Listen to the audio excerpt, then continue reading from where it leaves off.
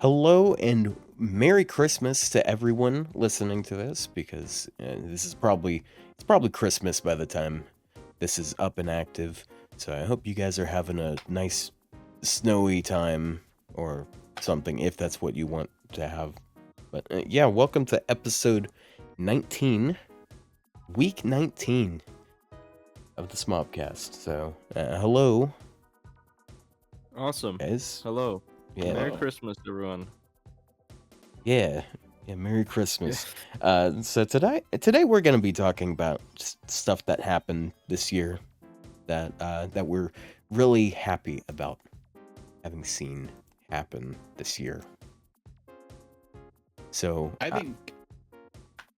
yeah, I was just yeah, saying, go I think ahead. this year has some highs and some lows. So, Oh yeah, like some really Sure. high highs, and then yeah. So I wrote down a couple things that I really liked that happened.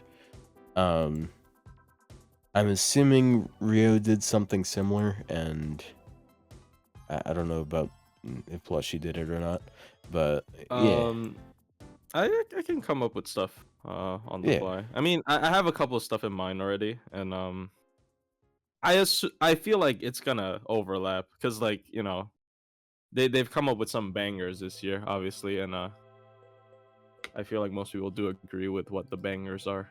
So yeah. yeah, indeed. So I'm gonna let Rio start with his first one. well, the earliest, like, I think cool thing. I mean, okay, I don't want to say Lostbelt 7 because that's kind of a give. I figure everyone's like, oh, Lostbelt 7, we had it. I think the first, like, after Lostbelt 7 cool thing we had this year was the arcade collab. I think that was one of the better events we've one of the better, probably the best collab event we've ever had, like in like years, because it actually had, like, I don't know, it felt like it had something behind it. Instead of what was it, Grey Alive Yeah. was a mess. And what was the one before, after Grey Alive, or before? I don't remember. Oh, It was that's right, the Rio one, which yeah, the Rio sucked. one that no one remembers because nothing happened. Like, I mean, people remember Daikoku 10. I think that's about.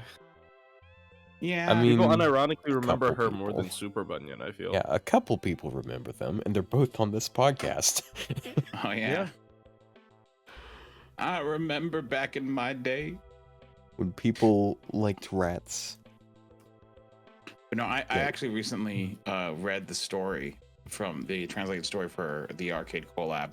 I thought it was pretty enjoyable as like as an arcade, because it's I don't know if I probably shouldn't spoil anything here because yeah, I appreciate your concern.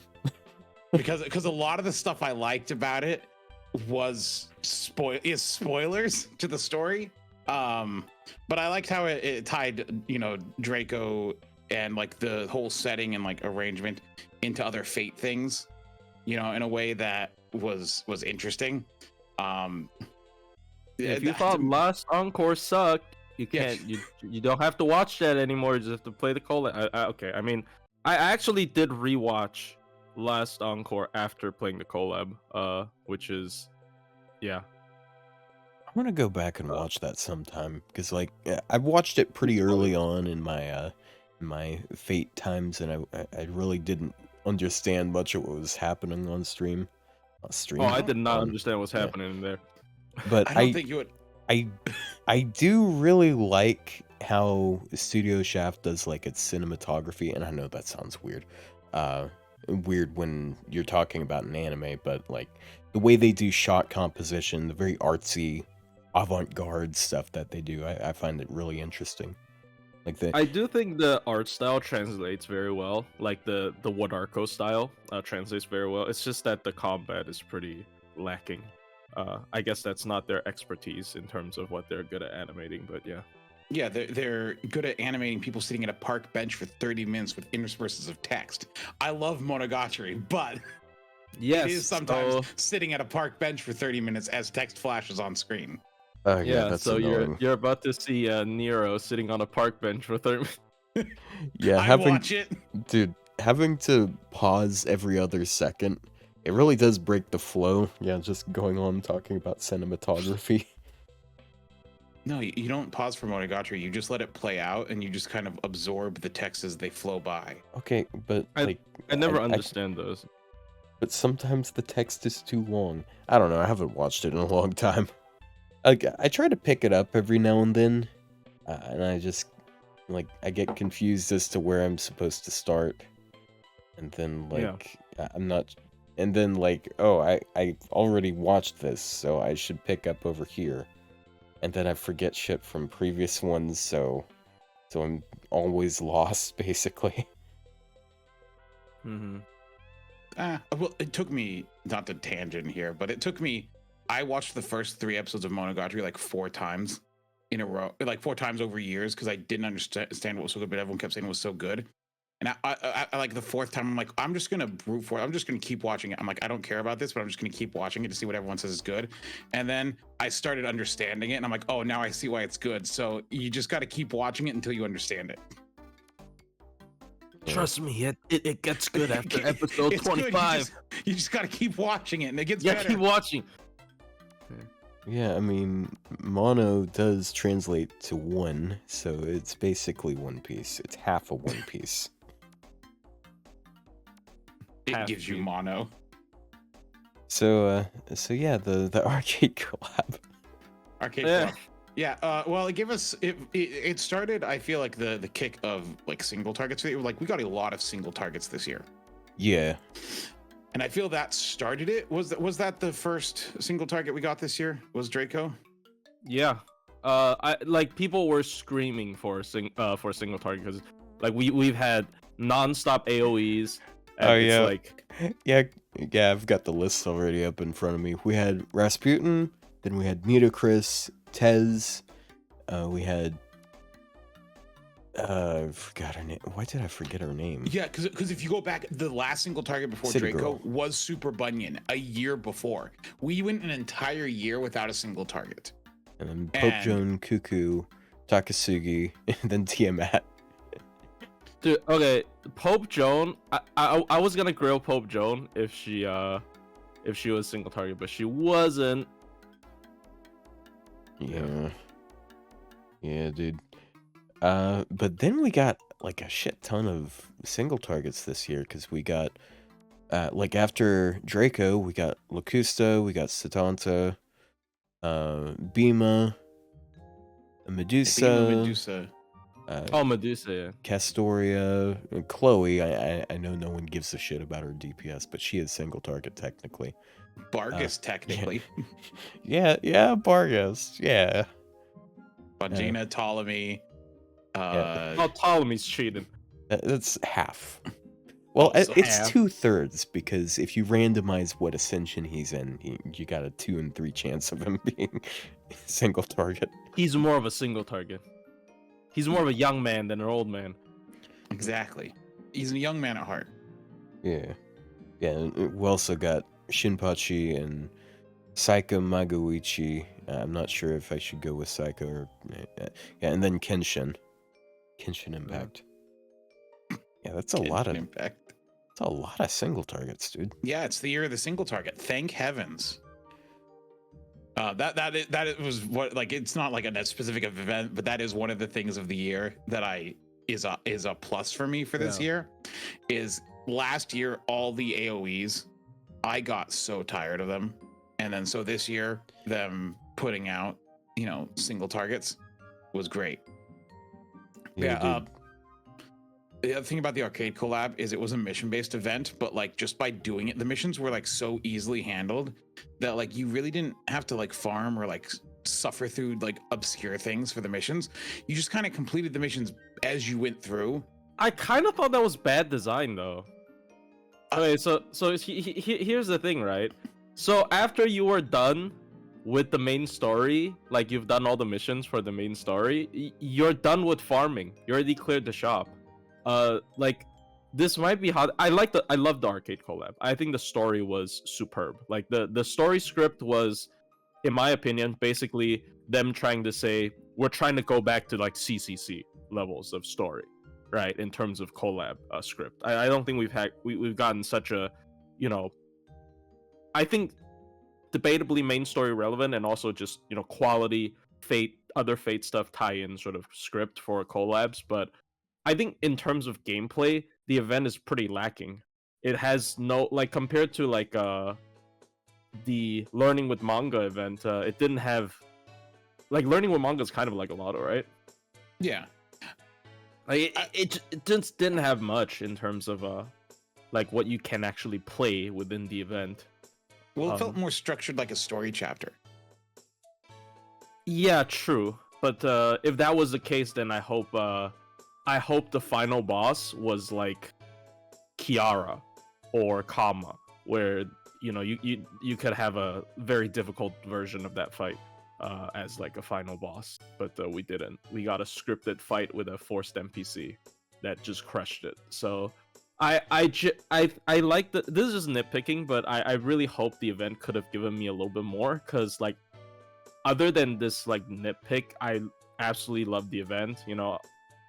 The story was like obviously the best part of it, and Draco was a very hype servant, like one of the hypest in years, because obviously new class, and it's not just any random new class, it's the Beast class, right? It's like super cool. But yeah, And it's a Nero that's tolerable. Bro, yeah, because she's a child.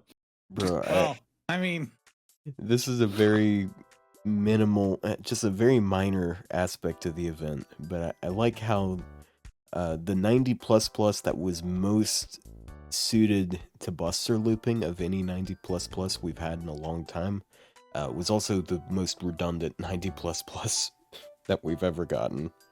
Yeah, we didn't need to farm much for that 90++. Yeah, like I did it like twice and I was done with the missions. Yeah. I think that was like, that's the first one Morgan's been able to single core, right? Yeah, because Da Vinci's man, it's like really easy for Morgan, and like obviously Cuckoo is Cuckoo and everything else, but yeah. And yeah, I mean, she got her moment for a second, I guess. oh yeah, the Roman CC was from that.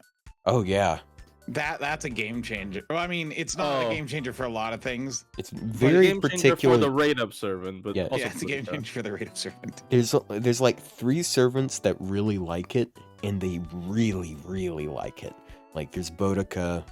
I feel like Romulus doesn't get too much out of it. Like it's another bit of It's just damage. yeah, for his one NP. extra trigger of his skill essentially, because like his skill already doesn't.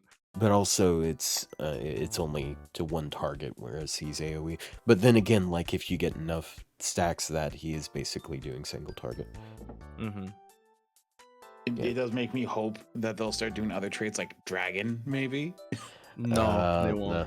And I think I don't Sorry. think they're going to do much anything as far as forcing traits with command code, because there are servants that are very unique in that they're able to do that. Like Summer Wu, for example, there are certain servants you can use her with purely because she grants undead, and there are servants that are very good against undead. But if you can make it so anyone can apply it, then she's more redundant in that regard.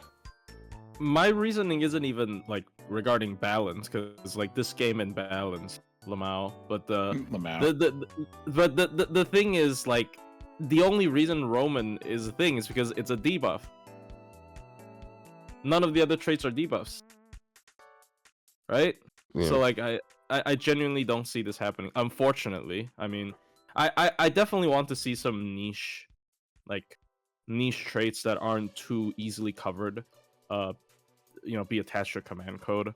I have thought of the idea of a Genji trait applying command code, but I think that would be no. way too They'll broken. never Like, do that. Tyra would just be massacring everything. yeah, free 100% anti. That's a little bit too much, in my Yeah, opinion. that's part of the problem with doing something like that. Like imagine if there's a dragon command code. There's like a dozen different anti-dragon servants that would just absolutely Yeah. love something like like that. Draco. Yeah. Like, Yeah. Creamhild. Yeah, and Creamhild. So like, Yeah, dude. And then like I mean, George has his own other niches, but like it is cool that his NP does that. Otherwise, his NP does basically nothing. Yeah. Yeah. I do think the George Cream Hilt combo is pretty cool. I genuinely enjoy that. It is a cheap way to add a power mod because, like, you know, it's like you could take a different support, or you can just slap on a power mod. It's like, you know. Yeah. Oh yeah, Evil is another one of those that would be basically game breaking for some. They are not gonna give yeah. them like half, dude. They Give might me as well that. give. They might as well give like you know, mail, like you know, Apply like mail trait, but it's only for Merlin. It's a Merlin command code. look Just- in this day and age, all right, servants should have the choice to choose their sexual orientation. Oh, I just like it's just a Merlin command code of him giving like a thumbs up. no, it's just a very zoomed in picture of his face with the smug look. It's gotta differentiate itself from the other Merlin command code. Well, yeah, but that one's him looking like graceful. Yeah. Would I roll for Taigong?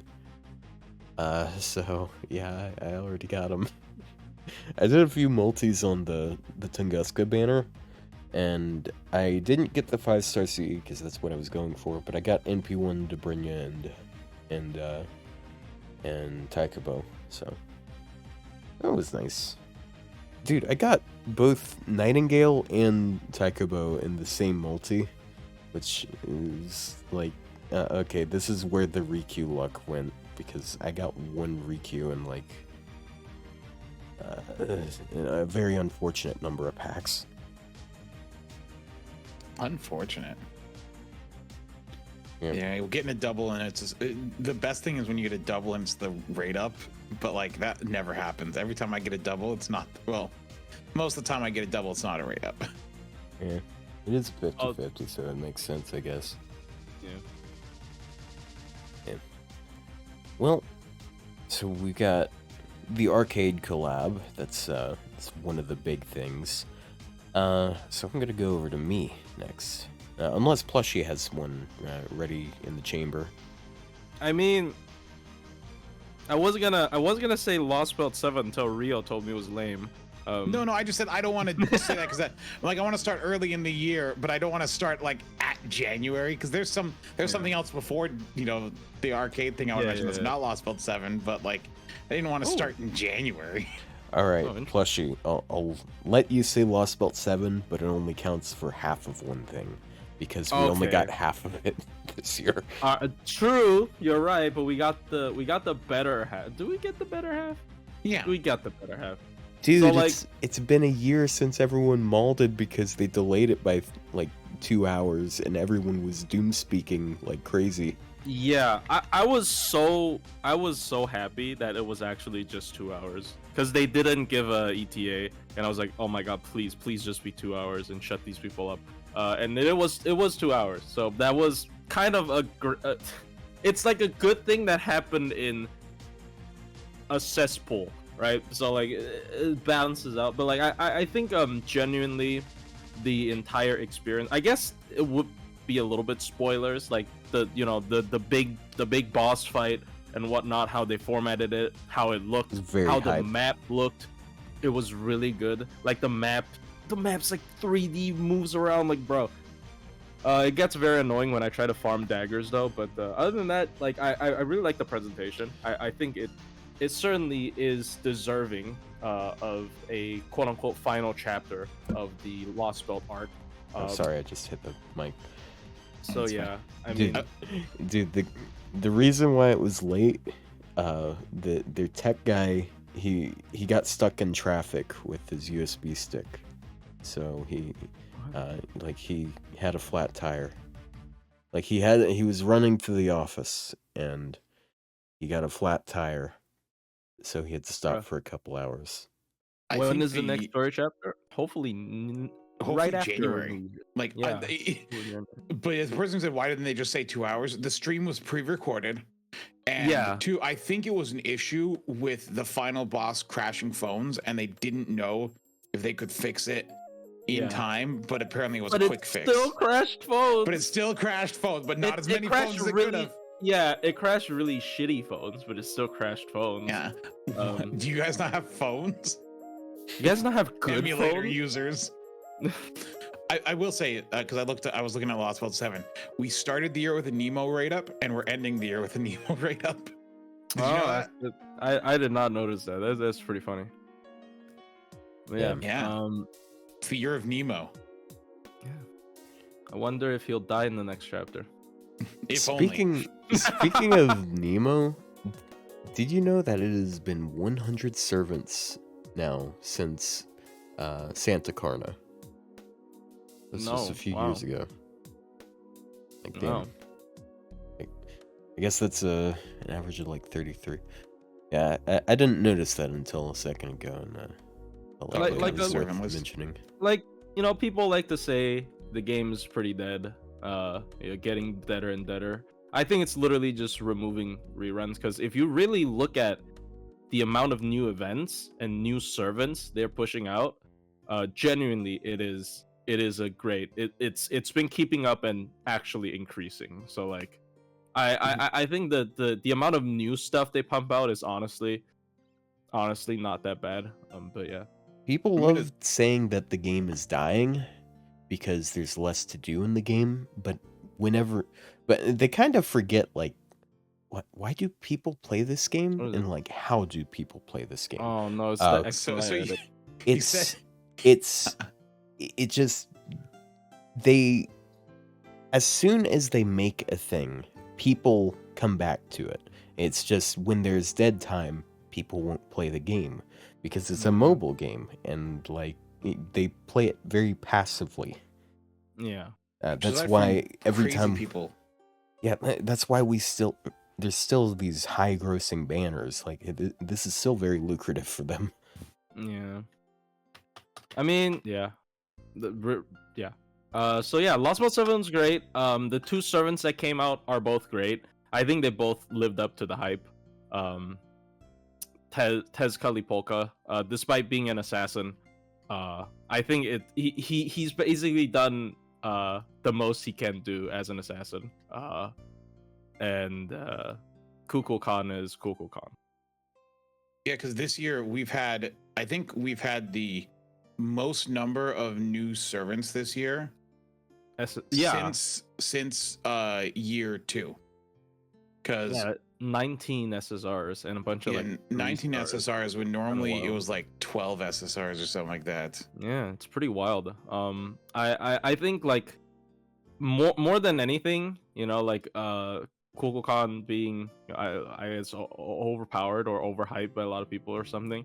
More than anything, she is pretty cool. Like when you look at the kit, it's like very exciting, right? It's like, oh my god, it's a passive, but it's like a 2030, but it's a passive. Like, oh my god, you can upgrade her skills with stars. Like, yeah, it's annoying that you need to click many buttons, but like as a servant that just comes out to wow you, I think that it achieved a great sort of wow effect. You know what I mean? Yeah. Like, in very good terms for of, thumbnails.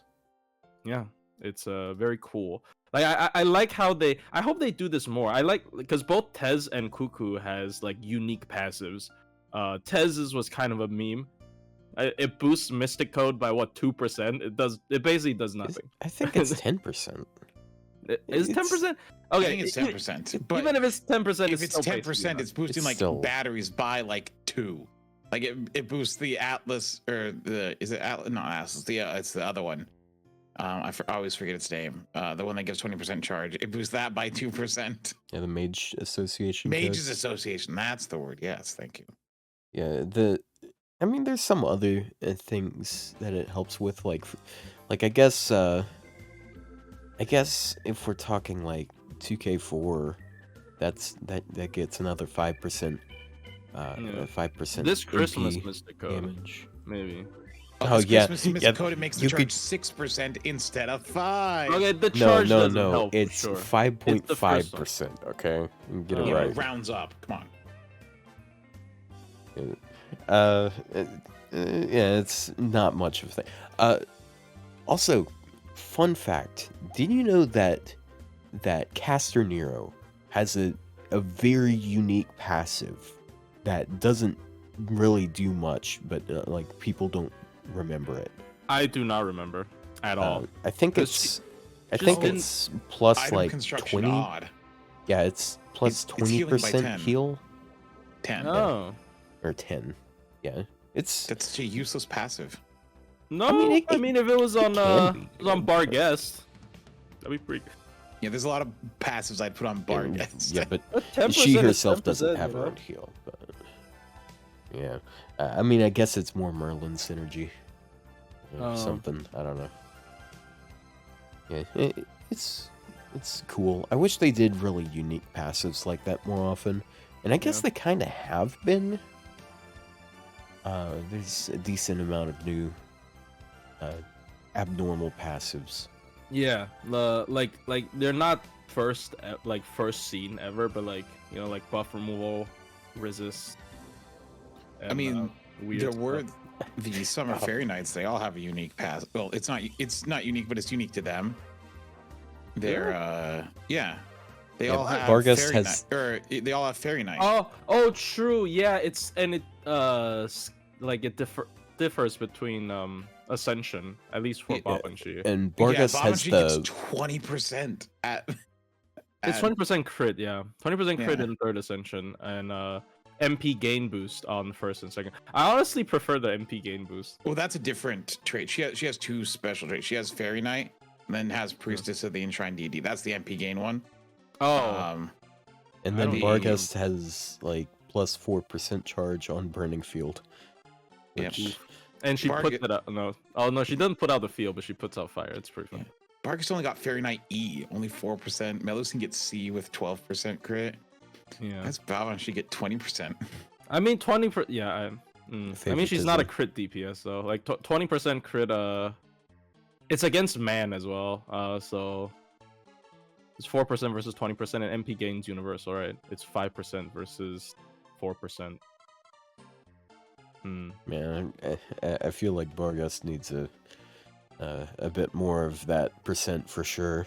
As I've found, she's just like, even though she has good modifiers for her crit damage, she just doesn't have crit damage. 'Cause she's got like 50% attack and 50% crit, and even with that, it just doesn't feel like much. I Yeah. mean, I think It's nice to have. Yeah, Yeah. it's It's a definitely passive. a mixture of like her being an archer and having a piss attack stat. She has Yeah. like 9800 if you 8.8k. And Yeah. then I mean- Archer 9.5. Like, honestly, I do feel like this is how most passives should work, unless they decide to like start to it like incorporate passives into the major part of a servant's kit or power level. So for Bunyan, right? For Bunyan, obviously her passive is a big part of her kit, but also we have Karen, who just gets rewarded for using Black Grail, which is very stupid. I know it's not the intent, but it's still very stupid in my opinion. And yeah. Whoever coded Black Grail to act like a debuff is an absolute buffoon. Yeah, Karen actually is. It's so dumb. She gets rewarded by using the best DPSC in the game. So yeah. Yeah, and then you got Tiamat, who has like 3 unique passives. She's got the yeah.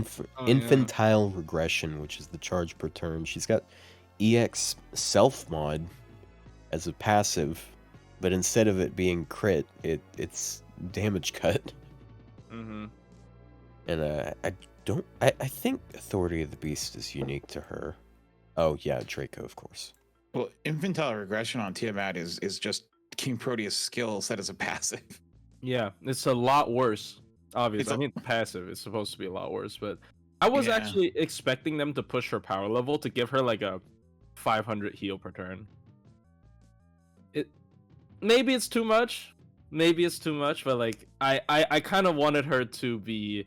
I kind of wanted her playstyle to sort of summon Chaos Tide but like benefit, like either summon Chaos Tide to like debuff the enemies, or like sort Okay, of. so technically she has plus 750 heal per turn because her third skill is every other turn.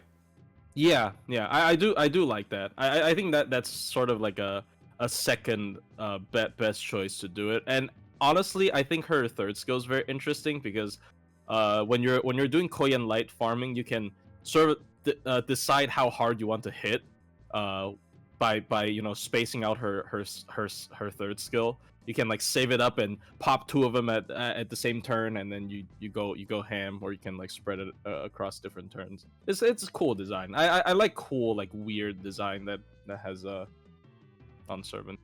Yeah, I think servant kits being weird are fun. Yeah. Like two turn cooldown is crazy. It's not that strong of an effect, but it's like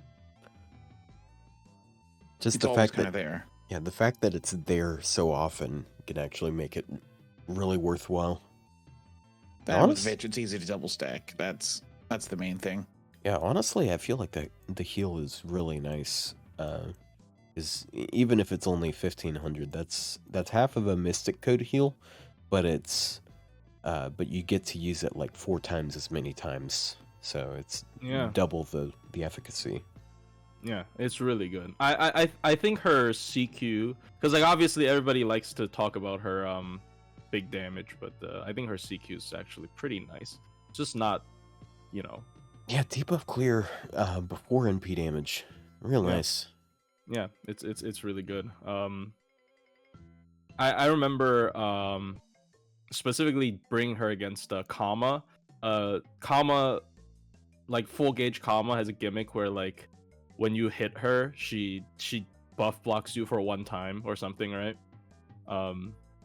Is it buff block? It's buff block, right? Buff block 1 time when you attack her with any card, and you can just use that third skill to kind of eat up the buff block very often, which is funny. So yeah, Tiamat is cool. Yeah, one of the more fun picks. I feel like Rasputin is also a really cool one. I think there are a couple flaws that can be annoying to work with, but I just think like him being able to take aggro for several turns and using that for NP gain purposes, I think that's pretty fun to play around. It's about the most direct way they could like try to represent Rasputin's legacy of you literally can't kill him, right? Like it's just pretty funny. I wish that it was like, I would have rather them had it being like a decaying guts chance, so like it starts at 100%. Yeah, and then over time it weakens. Yeah, like 108, 160, 40 maybe. Because you can like over 3 turns you can have your 1 guts work, and then the next turn just eat it. Yeah. And die. Yeah. I think it should have been decay, but they've never done, and I've I don't know if I brought it up on here before, but I've thought for a while there should be buffs that like decay, because like they have buffs that increase, like Cha-Cha, and that was like 7 years ago, and but like they've never had a buff that like starts out really strong and then decays in effectiveness. Yeah, that's actually interesting, because like but that would be bad for farming. It depends on what the effect is, but like that's how, like I was gonna say, like if you want to buff Merlin's hero creation, you don't want to you don't want to give 100% crit for 3 turns. Yeah, obviously. So like, but like what if you make it 100% turn 1, 75% turn 2, 50% turn 3? It still ends at a high point, but like it's not giving you 100% for 3 turns. Yeah, that's a good idea. Those are the kind of thoughts that go through my head. Big brain. Yeah. So Lostbelt 7. Wow. Lostbelt 7 was neat. I think servant lineup was great. Story was great. Presentation of the story was great. So that was kind of a cop out, but yeah, that was the first thing I think sort of hit off this year really strong. This year started very strong with Lostbelt 7. After the whole drama of it being delayed, obviously, but yeah. Yeah. So I'm gonna go ahead and move on to the one that I like, the biggest one I feel like we should bring up, at least for me, is Evocation. was my Evocation next one. started this year. Oh, it started this year? Yeah. Really? Yeah. It started in, was it March or April? April. Yeah. It was Oh, right wow. before the collab. It felt like a permanent, like, well, it is a permanent edition, but it felt like it's been there forever. I didn't know it happened this year. That's It's been 8 months, certainly Plushy. Time has gotten away from you.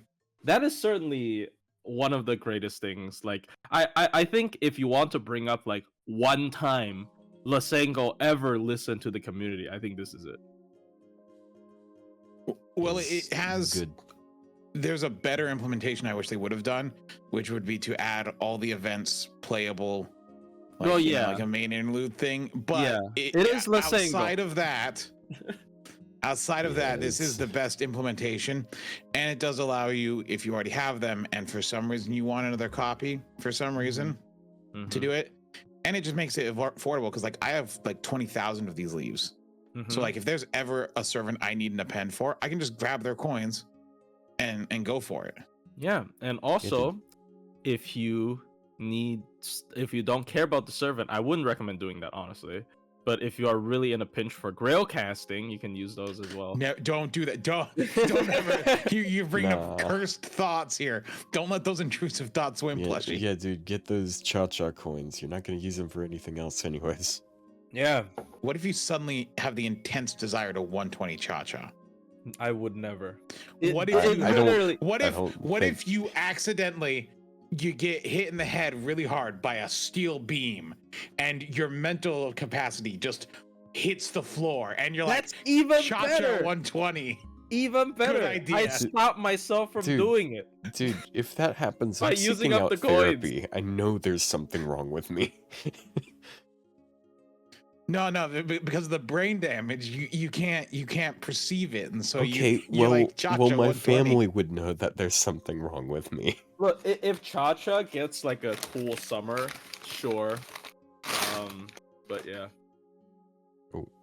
What you opening? A bag of chips. no.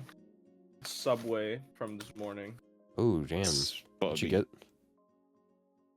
Uh, What type of Subway? Did you get any Subway cookies, Meatball. man? No. Ah. Motherfucker went to Subway and didn't get any Subway cookies. I like the cranberry ones they got at Subway. Yeah, shit, what are they called? Yeah, those ones are really good. The white chip macadamia nuts are also just like fantastic. I don't know why their cookies in particular are so good. Like they're actually like moist. Yeah. It's weird. They're going into that niche. And then you shove it into the sub sandwich and eat them all together. Oh, Yeah, dude. Ew. no. Yeah, Throw up. dude. My Macadamia meatball nut and marinara with mayonnaise, chocolate dude. chip. What the? I'm gonna throw up. Yeah, get some Yeah. of that Southwest Chipotle sauce on my Absolutely cookies. disgusting. If I go to Subway, I get the spicy Italian. Yeah. Sounds great. Yeah, I'm not that much of a veggie person. Like sometimes I'll go for peppers, but I always go for pepperoni and then the salami or whatever the fuck it is. Mhm. And then that Southwest Chipotle sauce is so fucking good. I Mm. wish they just sold bottles of that. I would fucking buy several. Oh yeah, no. Lettuce, tomato, green peppers, and then the spicy Italian meats, and then mayo, and then no, not mayo, the vinaigrette thing that they do or whatever. And that's how I do it. Damn. I like green peppers for some reason in sandwiches, but Yeah, like sometimes I want to go for peppers, but then like it's weirdly crunchy and that just doesn't work with the rest of the sandwich. oh, the crunch is the best part. Yeah, It that's adds heterogeneity. Is that the word that he uses? heterogeneous. Yeah. No, heterogeneity is that's the heterogeneity is the word that Adam Ragusa always uses For what? for food, like having different textures in food. Having what? Different textures in food. That's an interesting place to use it. I thought it was more used in biology, but I guess that's, Look, I just watch YouTube Cookman and use words he use. Yeah. What did you think I said? Dick. Yeah. What? Because you did say dick accidentally by Yeah. a little bit. Yeah. I didn't. You did. Dick in my sandwich. Anyways, Oh boy. Is that what you mean, Flushy? Yeah, someone clip that. He needs to know. Oh, come on, man. Don't do this. Yeah, dude. It's a Freudian slip. But there are a couple things that kind of annoyed me about the evocation. There are some servants that definitely could have used some sort of buff that didn't. Like, the first batch had shooting caster. There is only one thing that annoyed me with the evocation. What is that? They got another excuse for dead weeks. Oh, that's true. Yeah. They keep using it. They keep using it, bro. Like every time, like, oh, we got nothing. Let's go evocation, baby, and let's rerun some SSRs nobody cares about. Like, come on, man. Yeah, I mean, next week we throw out advanced quests. No, we haven't had No, advanced they quests. Yeah, we haven't- haven't they had have those in a not. while, have we? Yeah, because Yeah. do you know why? Because we got now we got quartz rewards. So go screw yourself, right? Yeah. But Yeah, they that's needed why they to- stopped doing interludes too. They need to do advanced quests. It's like we have these half-finished CEs. Also, no, I mean I will say, it was that sometimes they buff like the ones they choose for buffs is weird, because like when they did the one with Caster, Liz Racist, and Nobu and MIXA, they buffed everyone but MIXA. Like, yeah, that's so why? funny. because Liz was worse. What do you mean? Because she was the best of the batch. Yeah, I mean, she It's was not the saying Nobu much. needed a buff, yes. And okay, Liz was Elizabeth Caster's horrible. terrible, and Yeah. Elizabeth Racist is also terrible, and they Yes. just made the skill slightly less inconvenient. Yes, they gave her a negative 50 MP battery instead of negative 100. But Yeah, still, Amazing at design. At least her NP does more damage, I guess. Hmm. I swear, she only needs one more buff, then she's gonna be decent. Just just make the Buster buff. Make that 3 turns, because I think it's only 1 turn. Make the defense buff 3 turns, and then put 30% battery on it. That way. Finally, Yeah. after 7 years, she can be better here. I think speaking of evocation buffs, the one for Summer Scotty was decent because it was a battery, mean 3-turn crit Skaha? damage, anti-divinity. Yeah, Summer Scotty didn't. Oh wait, Summer Skaha. Sorry. Yeah, yeah. They look the same. They actually don't. Have you seen the detailed Yeah, the boobs are diagram? different sizes. Yeah, I of get their it. Yeah, I breasts. know they're- dude, someone made a fucking game theory fucking sketch comparing like the back arch and all that shit, and it was like, Didn't all her right, artist confirm it as well? it's slightly larger, and yeah, the artist confirmed it. So like, Like, what the fuck, man? Scotty Okay, but I'm- is more of a mom. She got a mom bod. I'm allowed to. No, I know that confuse the- two. I know that the artist was the one that confused it. I'm responding to chat. No, the artist is the one that clarified it, but they clarified it because someone was like trying to prove it. Yeah, it's the ice cream. Fate fans too horny for their own good. Yeah, I do like the Summer Scath buff. I still think she definitely needs an NP buff because her NP is just not much of anything. But yeah, like she has like a niche now where she'll do decent damage. and then she also has like a little bit of crit damage, a little bit more crit damage. Wait, no, Less it's a little defined bit abs. more often. Yeah. Yeah, it's like Skahak goes to the gym, Scotty goes to the Starbucks across the gym, right? It's like, I can just completely, it's the image is right there, right? It's just, it's so. Can I dumb. chat GPT this to make it generate this image? Would Yeah, chat GPT know how to do this in Fate style? Definitely, I feel like I don't. Oh, probably not Fate style. I've seen ChatGPT try to generate Medusa's forehead tattoo and just fails miserably. Yeah, it was a good. Okay, so Rio, what else do you have going on here? That isn't evocation, because like I just said, That isn't evocation. Wow, we spent so little time on that. What the hell? Well, I was looking at evocation. I want to mention like Iris Feel actually. Oh yeah, Because yeah, like yeah, Iris Feel's buff. yeah. Because I was just going through the evocations one by one, and Iris Feel's buff, great buff, still useless. Like There will be a Asclepius time. is just too good. Like There will be a time when you want her to not die, because Asclepius dies because he doesn't guts himself, but usually that's actually better. Yeah, she's a lot better at what she was meant to do.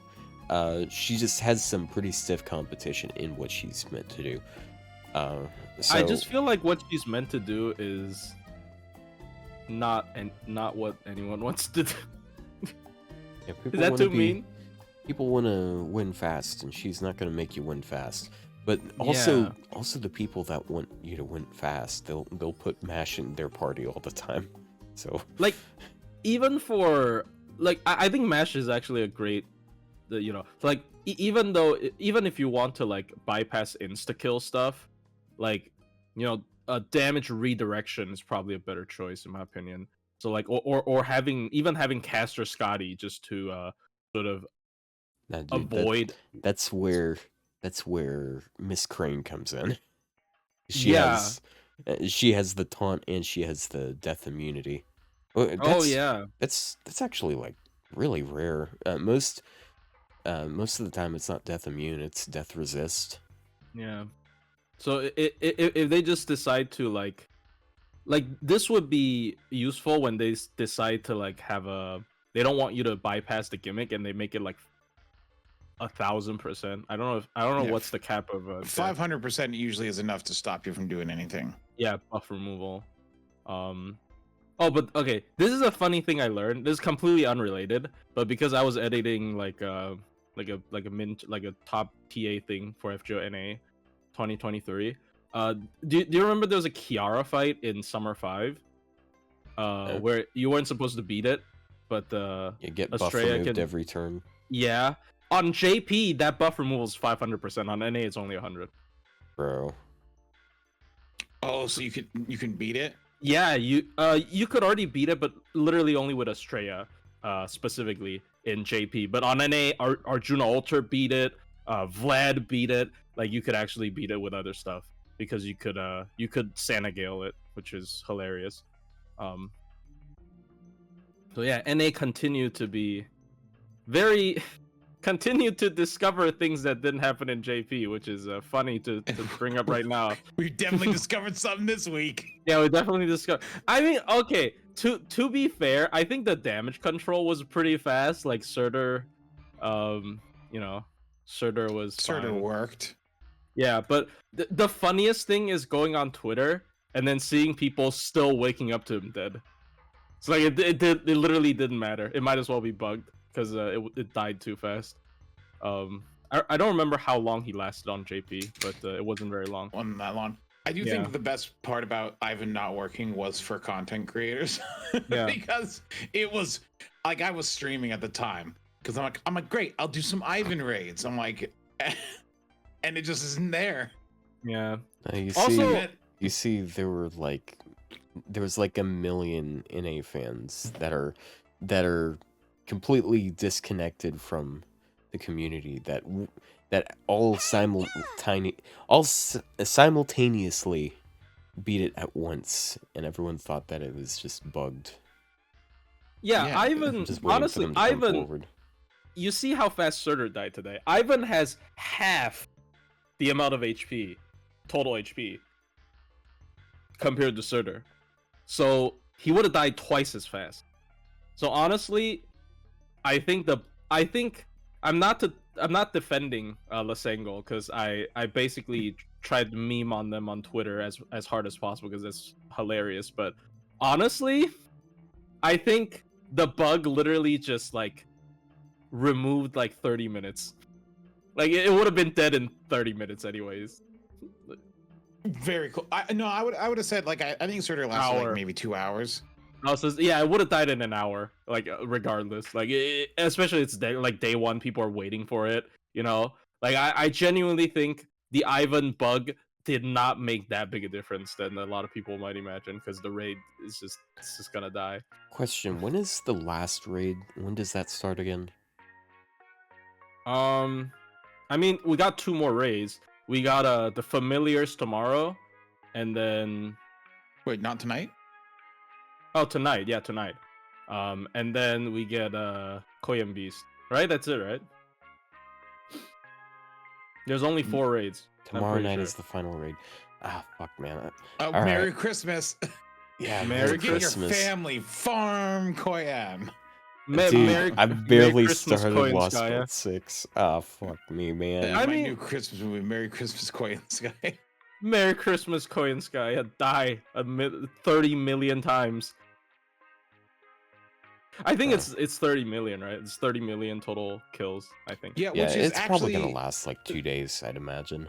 didn't the No. raid that we failed in. So here's the thing: in JP, we had 24 hours for this last raid, Yeah. and it was 28 million. Couldn't do it. Yeah. So It, JP in one day couldn't do 28 million. Yeah. NA over 2 days is not doing 30 million. Yeah. It Yeah, that's actually what I'm took, thinking. I think, 27 hours or something. I mean, part of that is the last raid sucked. It didn't give anything you need. Like, I mean, it gave you like all sorts of stuff. it gave hearts, but that's only Plushie who needed hearts because he Um, slacks. It also had the what Oh, is that? you mean Lost, you mean there's the Lost. Gouda. Yeah, I'm talking about like in JP, like the recent raid. Oh. As I Oh. said, the recent raid that just passed had Oh. 28 million and it was set for a Oh. day, and JP didn't clear it. Yeah, JP Oh. failed.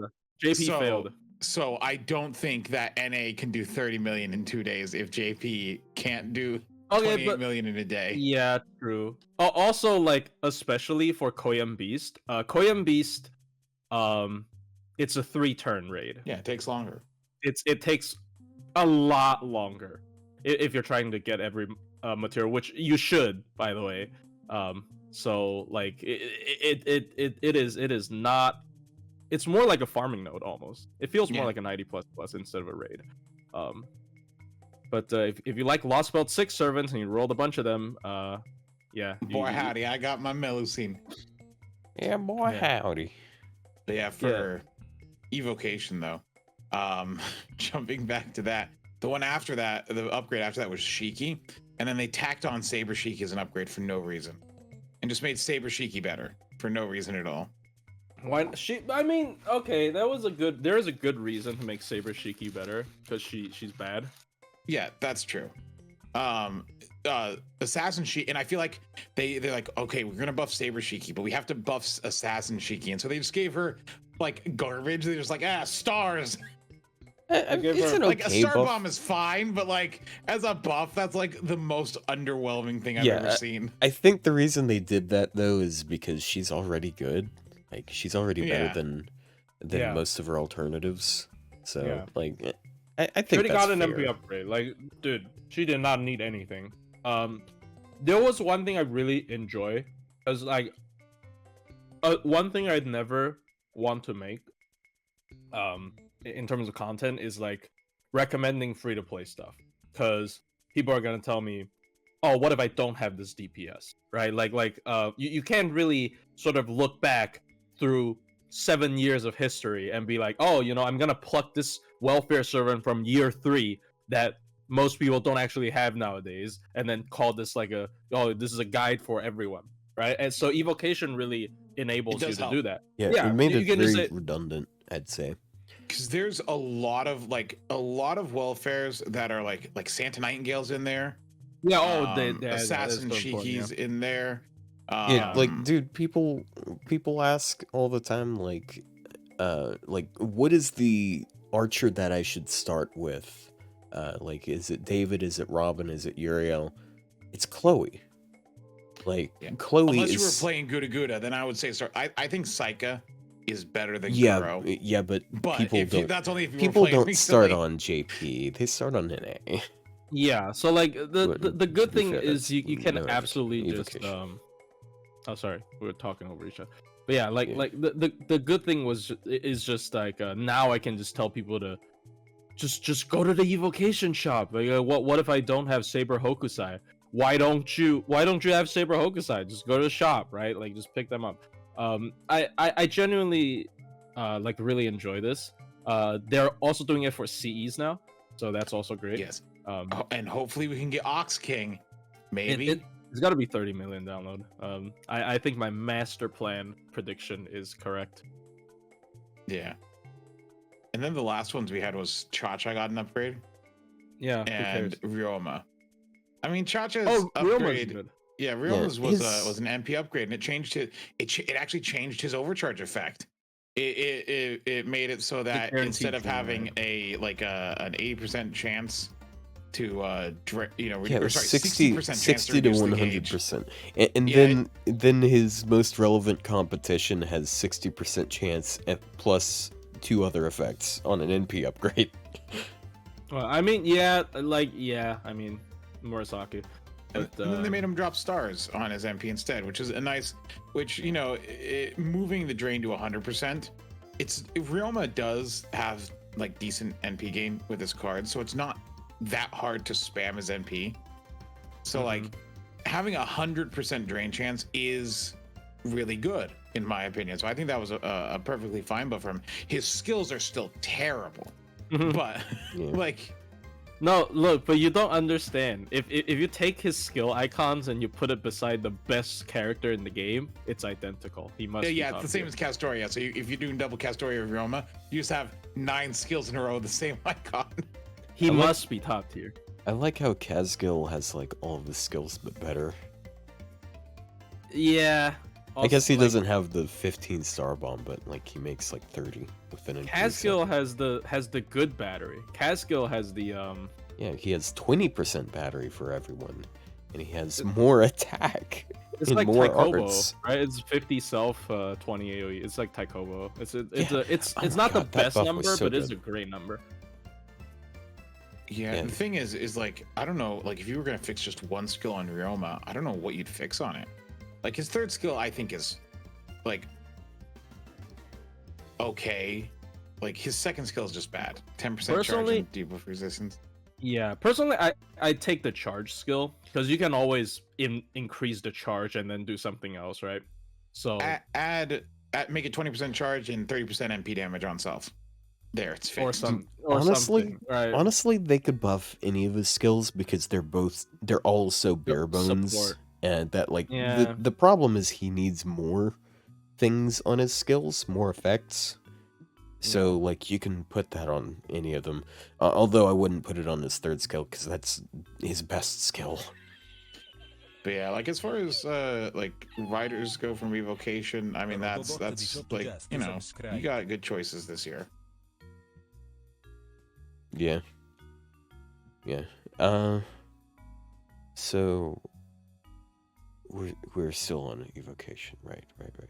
Yeah. So you want to keep going with that, or should we move on? Because I know we can have a move on. couple more. Do we have a couple more? Oh yeah, we have the most recent one. Who was on the most recent one again? I forgot. That was Ryoma and stuff like that. It was? I thought Yeah. we got. That was with Santa Nightingale. Oh, okay. Yeah, I was thinking. I was thinking like they had Santa ones. No, it speaking- was Buddha plus Santa. Yeah, speaking of, I thought they were gonna do one more of them this year. Nah. They're running out of time for it. Yeah, no, they're not doing Yeah, anything else this no. year. Because they already did Santa plus Gouda for Evocation, so I don't actually see another one. I don't know. Because we do have one more Tuesday left, or sorry, Wednesday before the end of the year. They're not could- gonna do anything. Yeah, no. I could see it. If they're gonna do anything, it's just gonna be on. New Year's. Who knows? They should buff Koyan though. Yeah, that's it. There you go. Good content. Go listen to me. Yeah, listen to us. Listen to me. Listen to me. You got, Yeah, You- don't listen to you- anyone you- else. Just listen to Plush. you got to buff her. Look, I'm saying also buff Koyan. Like it it should happen. Yeah, buff Thank Korean Assassin. It's an amazing idea. Sure. No, wrong one. Sure, I also have her 120. You can buff her a self-offensive. Okay, here's the buff that I want, right? So you buff her first skill, so it decreases the cooldown of Koyan trait servants by additional 2. Doesn't that just let her? Loot. Okay, including yourself gets cooldown. Yeah, it's just her and Koyan Dark. I don't know what it would Wouldn't that change like for Koyan Dark also like use her own charge on herself again later? So it's 6 turn cooldown. So she uses it on turn 1, use the battery, it becomes 2 turn cooldown. And the next turn becomes 1. So it's actually awkward. Like 4 turns is awkward, actually. It needs to be 5. So it should be 3 more cooldowns for Koyan trait. Stop. You're not allowed to cook anymore. Get out of the No, dude, kitchen, just- my dude. Give her Koyan an, trait cooldown -5. I think bro, it's fair. just give her an NP Yeah. upgrade that's the same thing as Ash's NP. Why? Oh yeah, no. Yeah, more cooldown reduction. on NP.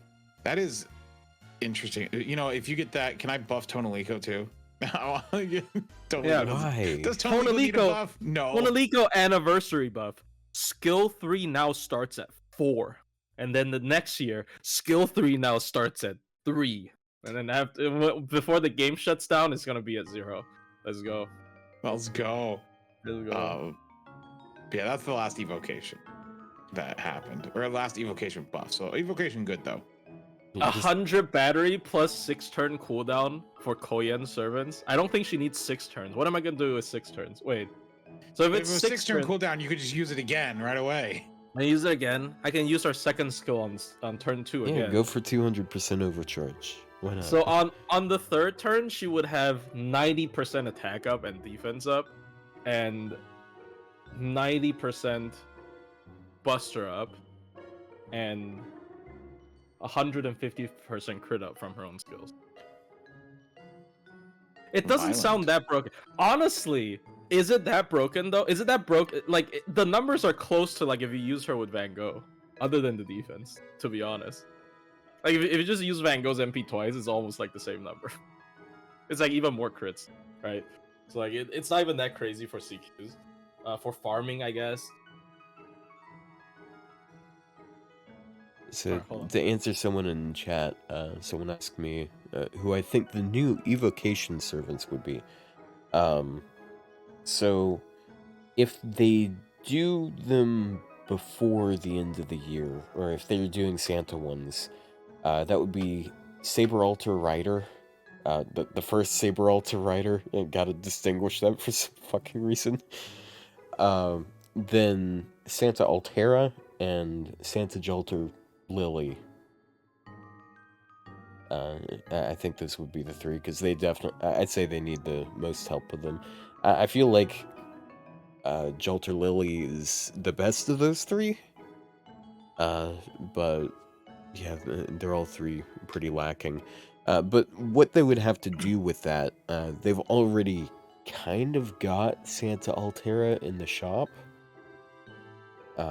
Which, yeah, that they'd have to refund some people rare prisms. They need to add BB in there too. Oh yeah. Oh yeah, BB's the only. Oh, BB and Santa Altera, right? They're the. Yeah. They Yeah, are the it's- it was like- exclusives, the super rares. Yeah, they need to fix that. Yeah. Yeah, I mean, I feel think like that'd they be would. nice. They've refunded like every sort of rare prism for like main interludes and stuff. So Yeah, I think they've done. they and would. they've They definitely would. compensated people for having duplicate welfares in the past. Yeah. So They should Rare do that. prisms is not is not that rare, ironically, anymore. I mean, I don't even think there's that much more of a sink to spend it on throughout the years. Like they didn't really add much more stuff to spend it on. It's still the same thing, kind of every month.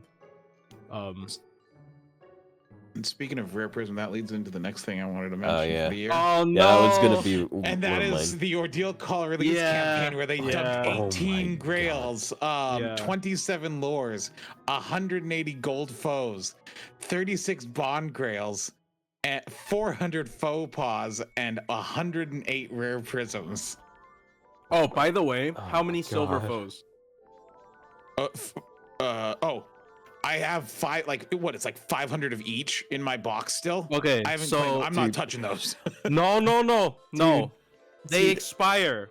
Oh, I know, but I'm not touching them June. now. You gotta touch them. You gotta start eating them. Dude. It spoils by next June.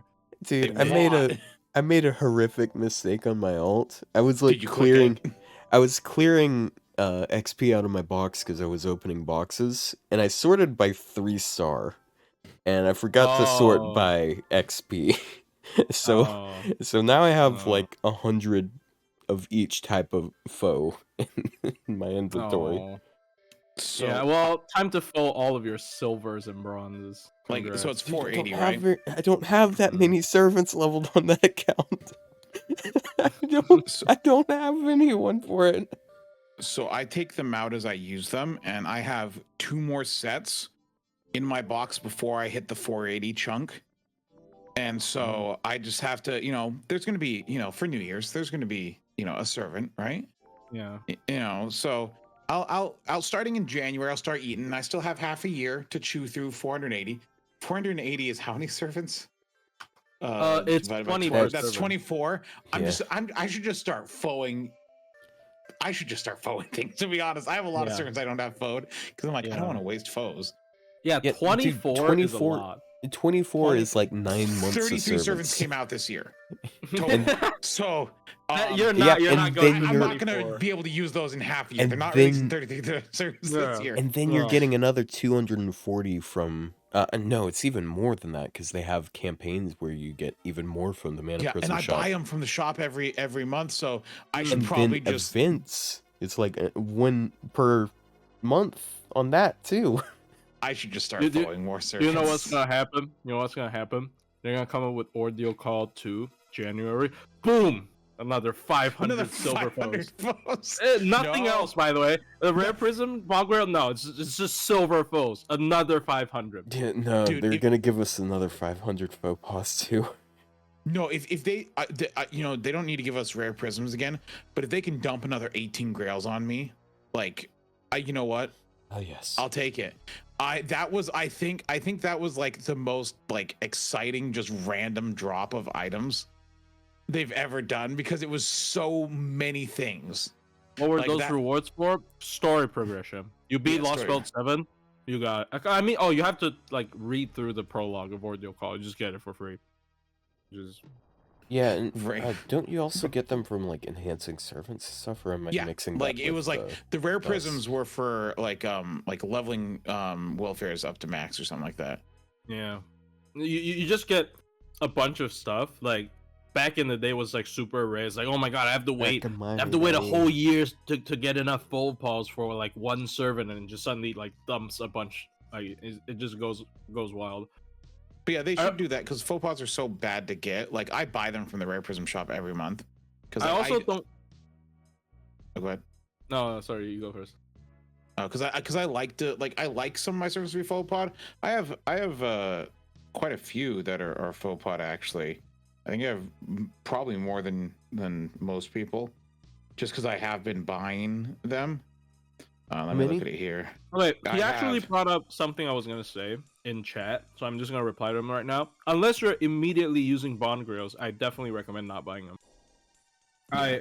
I like you're not farming bond that fast, and like, was it what 18 bond grails? I think 18 bond grails is not that easy to chew through, honestly. Yeah. Unless you're like you farm a bunch. Yeah, but, and I if don't you're know. I've farming used a 5 bunch, in the past couple days.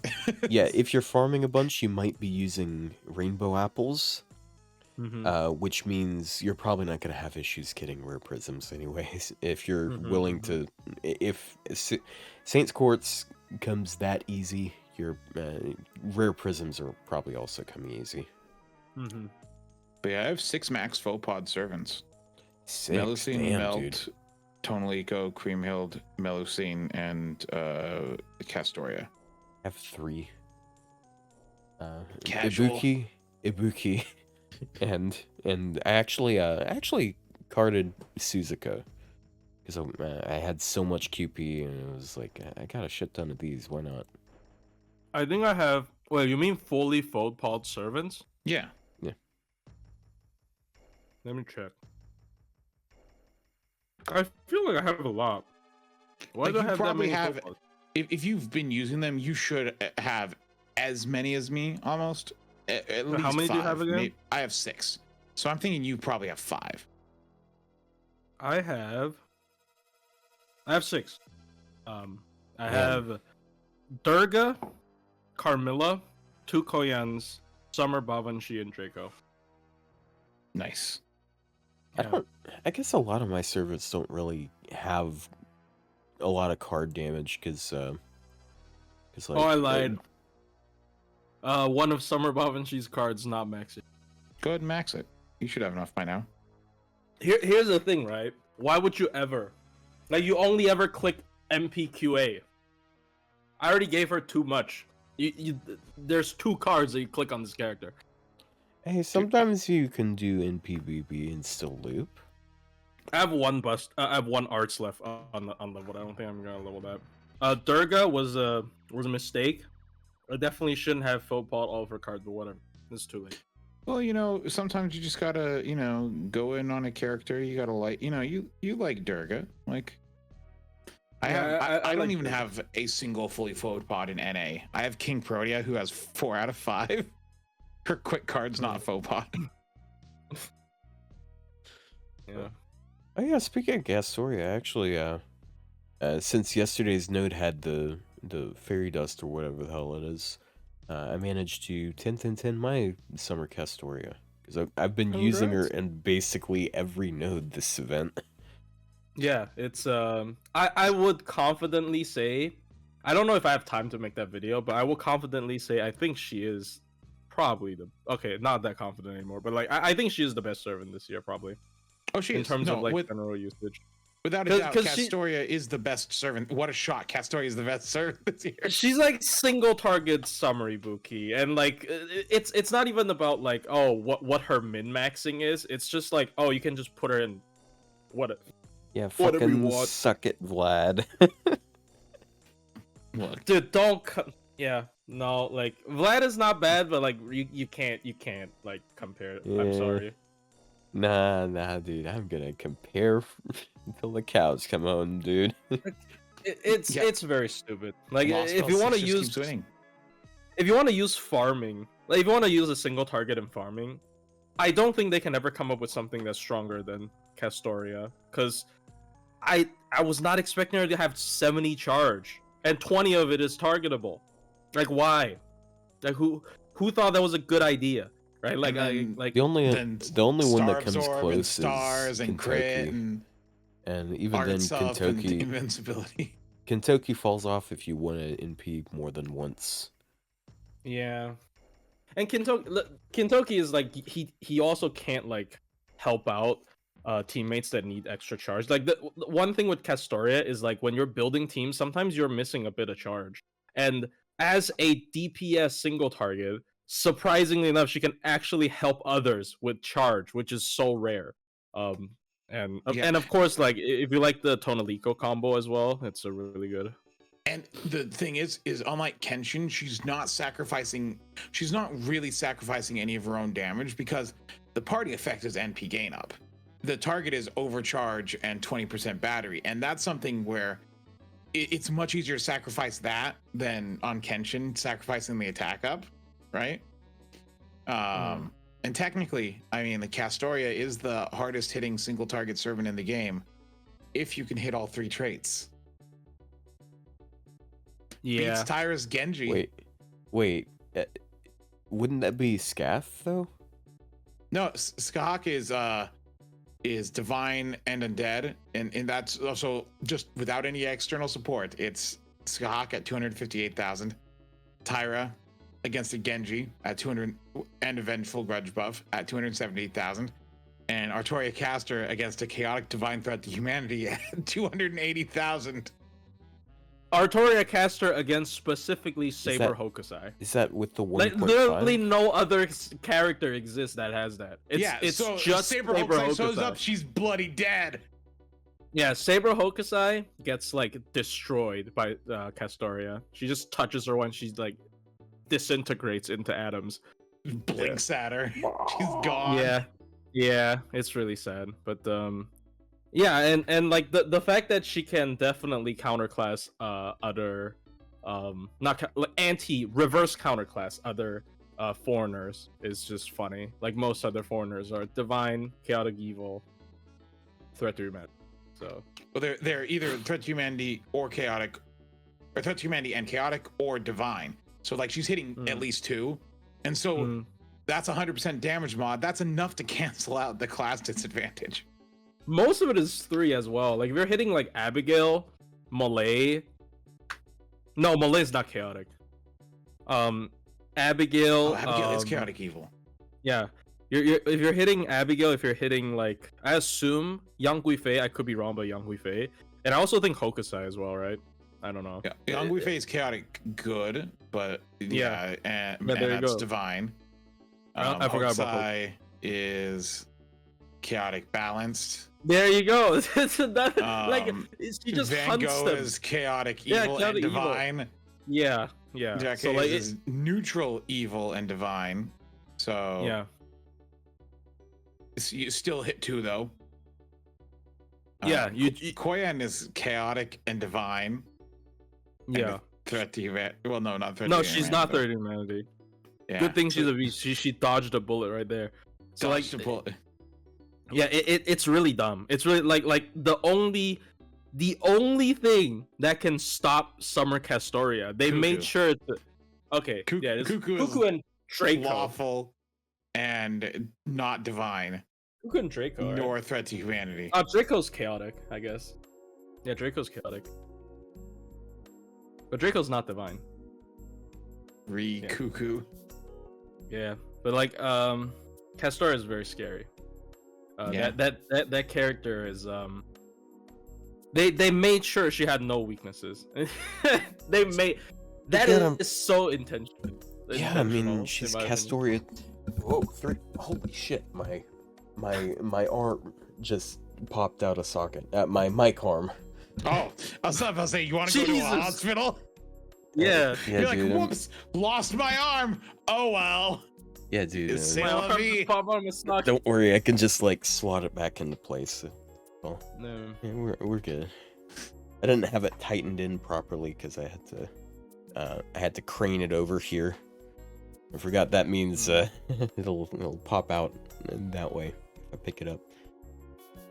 That is scary. Her face is the game icon. Yeah, they're like, oh no, see, you don't understand. We want to reduce Artoria's influence because she's already the main character. Now here's legally distinct Artoria.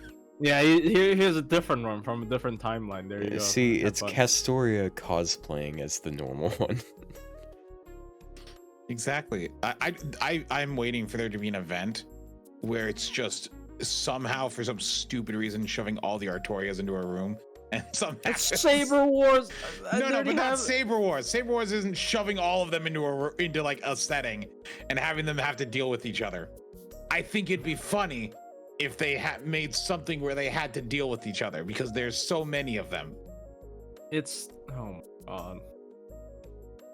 But that would just be like all of the Sprite comics. Well, look, but at least it'd be probably entertaining, unlike Reddit Sprite comics. Come on. No, we can do one very easy thing to make it not like the Sprite comics. Just don't put Muramasa in the event, and that's just nothing like the Sprite comics. Just remove him from the game. New Year's patch, we removed Muramasa from the game. Thank you. Yeah, dude, and then maybe there won't be comments all the fucking time saying hentai protag ex. God, I got people love that joke, like when they're talking about Emiya, like they say his skill is hentai protag ex, protagonist. That's stupid. Yes, it is very grating after you see it a couple hundred times. Also, I just finished enhancing Castor Murasaki's cards, because I started like really early on in this account's life, and I had one card maxed. So, oh shit! Wait, I have 5 of. Oh, never mind. I only have 4 of them. I forgot card enhancements apply to level 1 servants. So one of them is a level 1 Ibuki. Oh my gosh. Dude. So, I think I want to continue on the topic, because honestly, as much as people give Ordeal Call as a concept a lot of shit, right? Because we were like, oh my god, it's such a dragging. You're just dragging on, just not to have the game not die. Well, no shit, right? But like, I think the Blank Earth in general is a pretty good quality of life addition. Yes, it makes you waste a lot of AP every day with the storm pods, and you can't save them up for stuff. But I have found myself no longer lacking in a lot of materials that I started out lacking a bunch. Yeah, like lanterns. Like because of the for Blank me. Earth. Yeah, like the thing is, like, you might think it's not that much because you're getting like 1 drop per run, and it's you get 3 runs per day, and it doesn't sound that much, but like if you really think about it, it's almost like a one of those material tickets every month, right?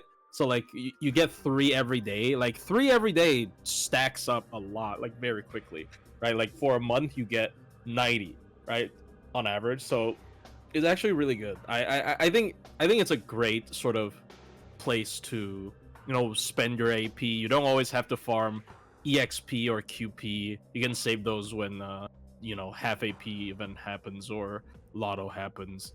I genuinely think Blank Earth is a great sort of addition. Basically, I would like them to add a Blank Earth quest that is just hands that drop all experience at 5-star. Oh, yeah. That way I can start. That way, whenever I have to level and grail an extra class, I'm not shooting myself in the head. It took me 16 hours to 120 Summer Melusine.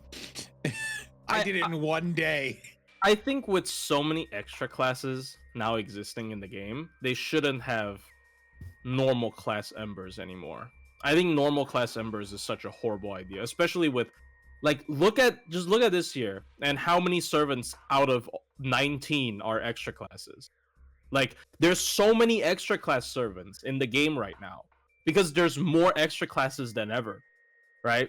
There's just so many, and some of the most popular more extra servants classes than original classes. There's 7 original classes, but then we have Ruler, Avenger, Moon Cancer, Alter Ego, Foreigner, Pretender, Shielder, technically Beast. I'm counting Shielder. It's the same if we don't count Shielder, but I'm counting in there because it helps prove my point. Like, there's so many extra class servants as well. Like they used to, I feel like they used to have a quota for extra classes every year. So like, oh, they sort of just count all of them as one. But like nowadays, they have quotas for each separate extra class. Like, oh, you know, well, maybe we're adding too many pretenders. Let's just move on to rulers. Or let's move on to like Avengers, right? Like I feel like there's so many extra class servants nowadays that I don't understand why. they aren't just removing class specific embers as a concept, or even you can keep the enemies as different classes to like diversify the farming, I guess. What a stupid concept, but sure. But they drop all, right? Just make them drop all class embers instead of I don't dumb. Yeah, Ordeal Call also had the funny nodes, like the Olga Gauntlet quest. Oh, I like that. I think it's that was really good. It should have been permanent, but I'm guessing because they're gonna make more and more like for probably every Ordeal Call.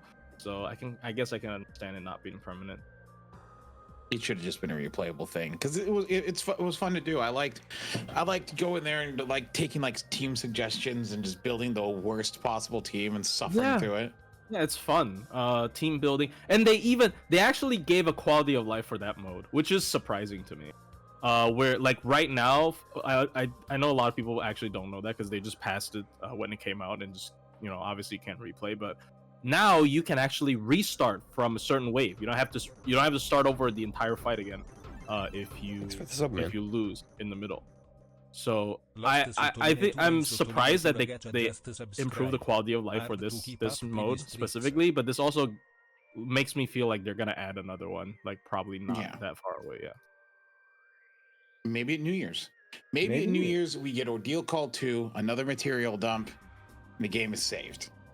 Yeah, dude. And they add Cosmere drop. And the year after that, we get Ordeal Call 3.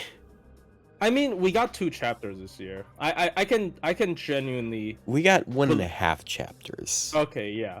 But okay, I can genuinely believe Ordeal Call ending next year, like June. So we get one early this year, we get one the end of next year, and we get one mid-year, the year after next year. No, I think if they did one early this year, we'd get another one mid-year. Like I think them doing like one in like at the start of the year and one in the halfway point of the year, like 2 a year, like that.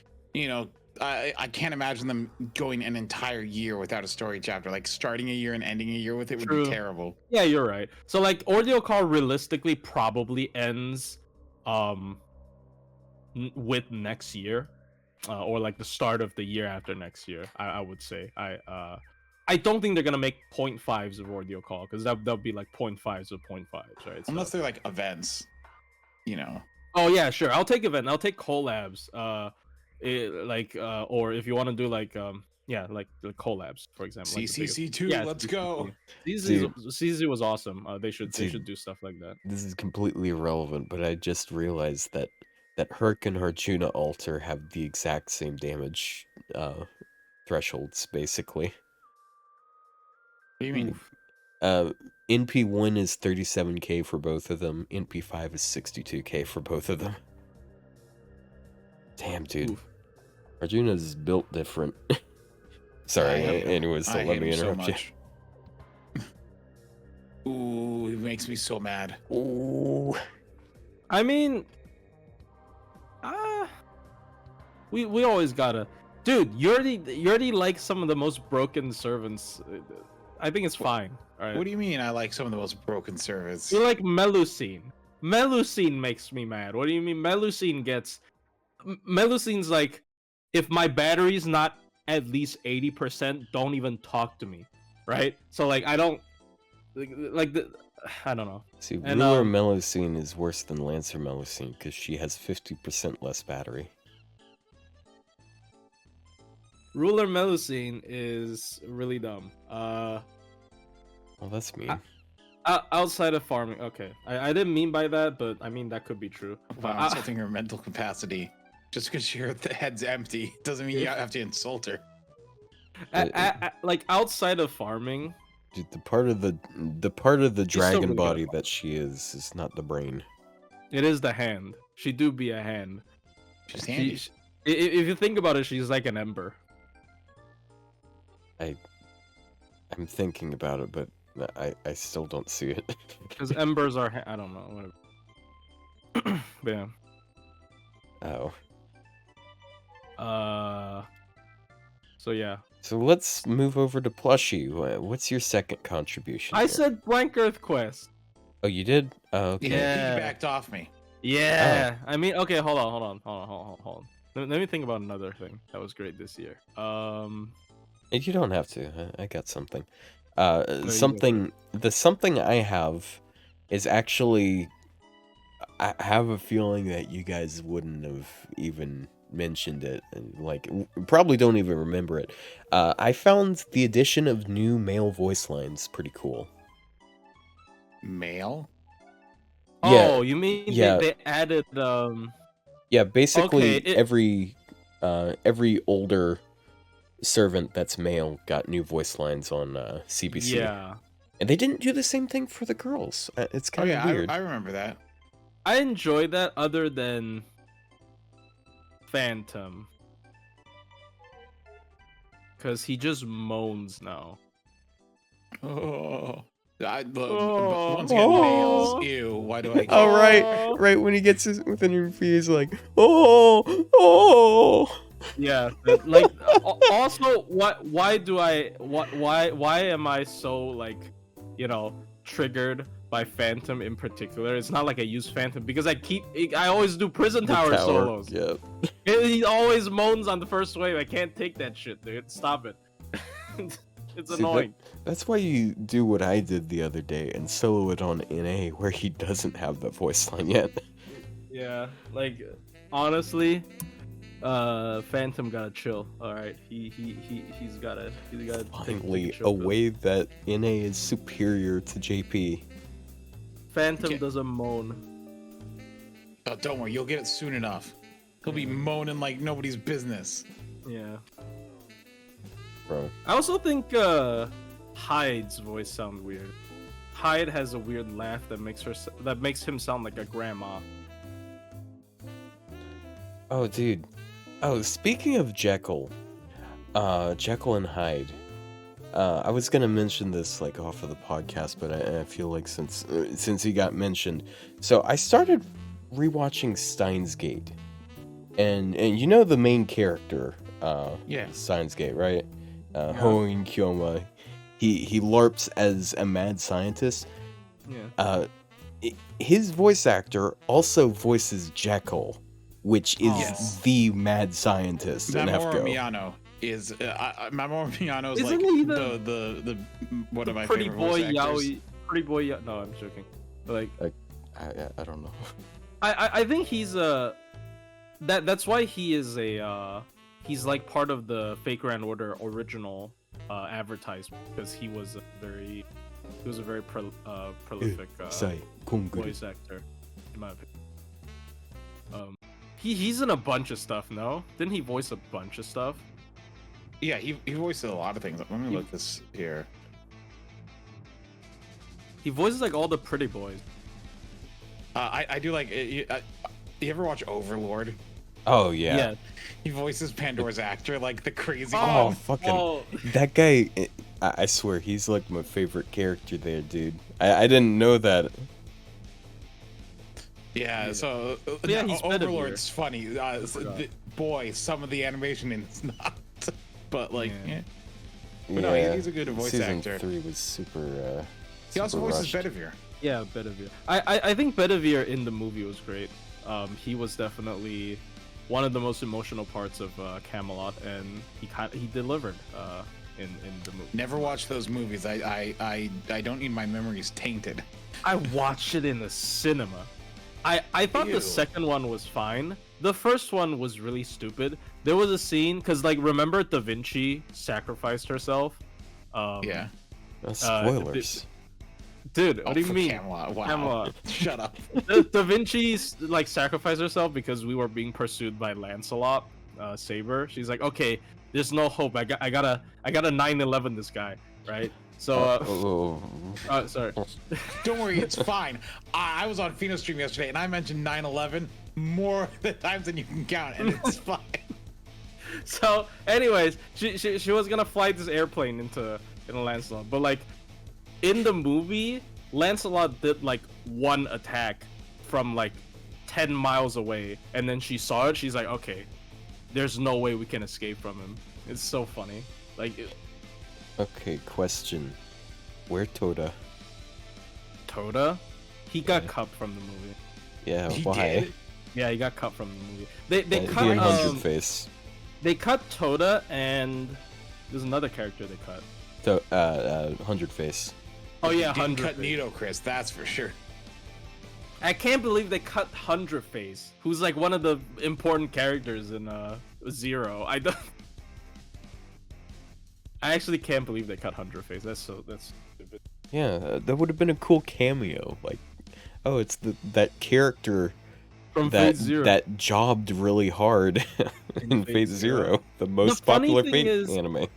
The funny thing is, my personal, like when I watch Fate Zero, the appearance I associate with the most with 100 Face is not the ab mommy that people really love. It's the It's the child. no, it's not the child. Was the child even in the in the anime? Yeah. Oh, it's just like, no, it was the guy that tried to sneak into Gilgamesh's house. Yeah, He got like yeah, and like he got it was just a fucking random. carpet bombed. He's like Zayd the Based or something. Yeah, no Isn't he longer. Now he's just cringe. Yeah, he's just a random. He's one of those Hassan mobs that drop dust. He's not like Dude, an actual. How does that even work in the movie? Like that goes from like a bunch of different Hassan to just two. Yeah. That just makes that feels like No, they just the all hype got behind. killed by Didn't they all get killed by Iskandar's like reality marble or something? I was talking about like in the movie, the In Camelot Camelot. movie. Oh, in Camelot. Yeah, cause like we get attacked by a bunch of Hassan, Yeah. but then we get attacked by two. Cursed Arm. Cursed There's Arm and two of them. King. Oh no, and Serenity. Yeah. Two. They is kept pretty- Serenity in. Yeah, because they had to have the kiss scene with Fujimaru. That's the only reason she's in the movie. Yeah, but not the one that's like that does things important. Kind Yeah. of. Yeah, I mean, 100 Faces. Look, in my opinion, 100 Faces by far the most powerful. Like, if I were to have any Hassan's ability, I think 100 Faces. I guess it's like 100 ways different schizophrenia. It's kind of annoying, but like 100 Faces is so powerful in terms of her abilities compared to other Hassans, in my opinion. If I was to King have, Hassan. Yeah. if I was- obviously not. He doesn't count. He don't count. All right. Also, he cheated. He got buffed 3 times when Kama got buffed 0 times. I don't care. But if I was to have any Hassan's ability, I would prefer the one that lets me react to videos and become a millionaire. which one is it? Oh, Hassan Piker. I didn't Yeah. get the joke. I'm so sorry. You're not socialist enough. Dude, Yeah. who watches that shit? I'm sorry. I don't know. It's so garbage. I don't know how people can watch React stuff. Like, seriously. Like, Yeah. We're about to react to Yeah, dude, we should Okay, react to We should FGO videos and We be should react. really be intensely bored and give up on it. No, you know, we react to Game Press. Don't worry. react to 2 a.m. Fate Grand Order streams from JP. Oh, true. I mean, that's a bit different. Also, doesn't the New Year stream get taken down? Like, if you're gonna restream that, I feel like it's really dangerous for New Year stream because they stream anime. Right. So you don't Actually, you don't show it on stream. they never took mine down. I mean, That is granted surprising. that one wasn't really monetizing it, so Because somebody, I'm pretty sure, like Kita-shan got hit because he restreamed it. Somebody else also got hit because they restreamed it. that was Because a while back though. yeah, they because they always put anime, and I think they're gonna show. Wait, did they say they're gonna show Strange Fake, more Strange Fake, or not really? I don't know. They haven't announced what they're showing. But like, Bro, they that's should why have you taken do- down that one reaction channel. What is it called? It was is FGO NA official? What? Oh, true. 'cause They Albert was watching it in a fucking broom closet. Albert reacting to FGO JP anniversary. That is amazing. With no footage on screen, by the way. Well, I mean, that's what you have to do. Like, if we were gonna like if you wanted to cover New Year's, you'd make it, you'd make people where it is, but you couldn't show it on stream. Yeah, but it's Albert. Okay, well, I his broom closet didn't have the connection. Does Keita Sean? I almost called him King Hassan, bro. Does Keita basically the Sean same. even King Hassan? Keita Kuba. Does Keita Sean even play this game? I think he does. He does. He still plays the game. He probably very casually, but he's still playing. Lostbelt anime? They're not gonna make Lostbelt anime, unfortunately. I mean, Yeah, they're gonna. I don't know. They're gonna make Lostbelt 6 because everybody loves Lostbelt 6. Either that or Lostbelt 1. I feel No, like Lostbelt 6. 1 would adapt well, but yeah, Lostbelt 6 is the most popular one right Yeah. now. No, but you don't understand, right? Do you know what I think they should adapt into an anime? What? Tunguska. Okay. Nah, if anything's getting anime, it would be Lost Belt 6. But the Lost Belt 6 I'd be afraid of, because it wouldn't. I think Lost Belt 6 would need more than 24 episodes. It's gonna be 3 movies. Not 3 movies. It's gonna be 3 movies. Yeah, one for every part. I think the first movie would be actually no. The first movie would actually not be that boring. There's like they're gonna end on like Melusine, right? Facing it off against Mash. Melusine coming to mess stuff up. Yeah, and the second movie is gonna be obviously second and third movie. Bro, the third movie is gonna go crazy. Second movie as well, actually. Well, I mean, the first movie could end with them fighting the Calamity, right? oh yeah, it does end with them fighting. Yeah, the that's Calamity. where it ends in. And I then don't the think you can do like. How would you shove that into an hour and a half? and Like, then the 90 cliffhanger minutes. is just kill the goblins. Actually, no, the goblins are important. The goblins are actually very important to the plot because they one of them was a snitch. Yeah. Ah, damn, spoilers. But okay, I'm sorry. It's I out don't on know. NA. It's out on NA. Wait, have you Yeah, not read I Lost don't- Belt 6 yet? No, No. It's out on Nah. NA. Look, Oh, no, it's dude. I look. I don't have time, man. I'm Yeah, too don't- busy don't pop- doing. I don't know. Look, Otto, it's just like 10 hours. do you know what I It's want? them just to 10 adapt, though? hours. Because of the manga, I really want them to adapt CCC. Have you? Yeah, the CCC manga is so different. It's got like it has the Yeah. other Sakura 5 in it. Yeah, I think they should adapt the manga, not the event. I mean, the event would be fine, but I hope they adapt the manga. And just keep showing Taiga getting captain. Yeah, everyone hates Taiga. Hey, careful there. I have an entire one Taiga fan that watches sometimes. Yeah, I mean, Time to bully them. yeah, but yeah, this year. Okay, what's next? Next, summer. The Summer summer. Lost Summer was cracked. That is Summer in certainly a controversial one, because No, like anniversary summer, like loop Uh, anniversary and summer into one, because they kind of were the same thing. They kind of flowed into each other. yeah, and then people did not like. Some people didn't like Lost Belt 6 servants or something. I mean, Yeah. those people. I mean, they don't count as like I don't recognize Don't count them as as like people. people. Yeah, Your opinions exactly. don't matter as much as mine. They're not really people. To be... They're not really. If you don't like Lost Belt 6, you're really not a person. You're more of like Yeah. a smudge like a on this fairy. earth. Bro. But like, I mean, here's the thing, right? I don't think it's actually a reduction of you know, how do I put this? It's not a more limiting cast. I think because it's not like everybody likes everyone in Lost Belt 6, Yeah. right? So like, so you'll get what you'll get like what You'll you get want. what you fucking deserve. You'll get what you fucking deserve. I Yeah. mean, I liked everyone in Lost Belt 6, but like Yeah, for sure. There are a lot more people that likes everyone from Lost Belt 6 than I would say any other Lost Belt. I guess Lost Belt 7 is possible to like everyone from Lost Belt 7. But Yeah. Yeah. Yeah. Yeah, dude. Summer's definitely up there for me because I got Summer Suzuka, and that was enough for me to be happy. Oh yeah, Summer Suzuka's the only out of left field character. I felt like. And Kuro's Oh. very weird. Yeah.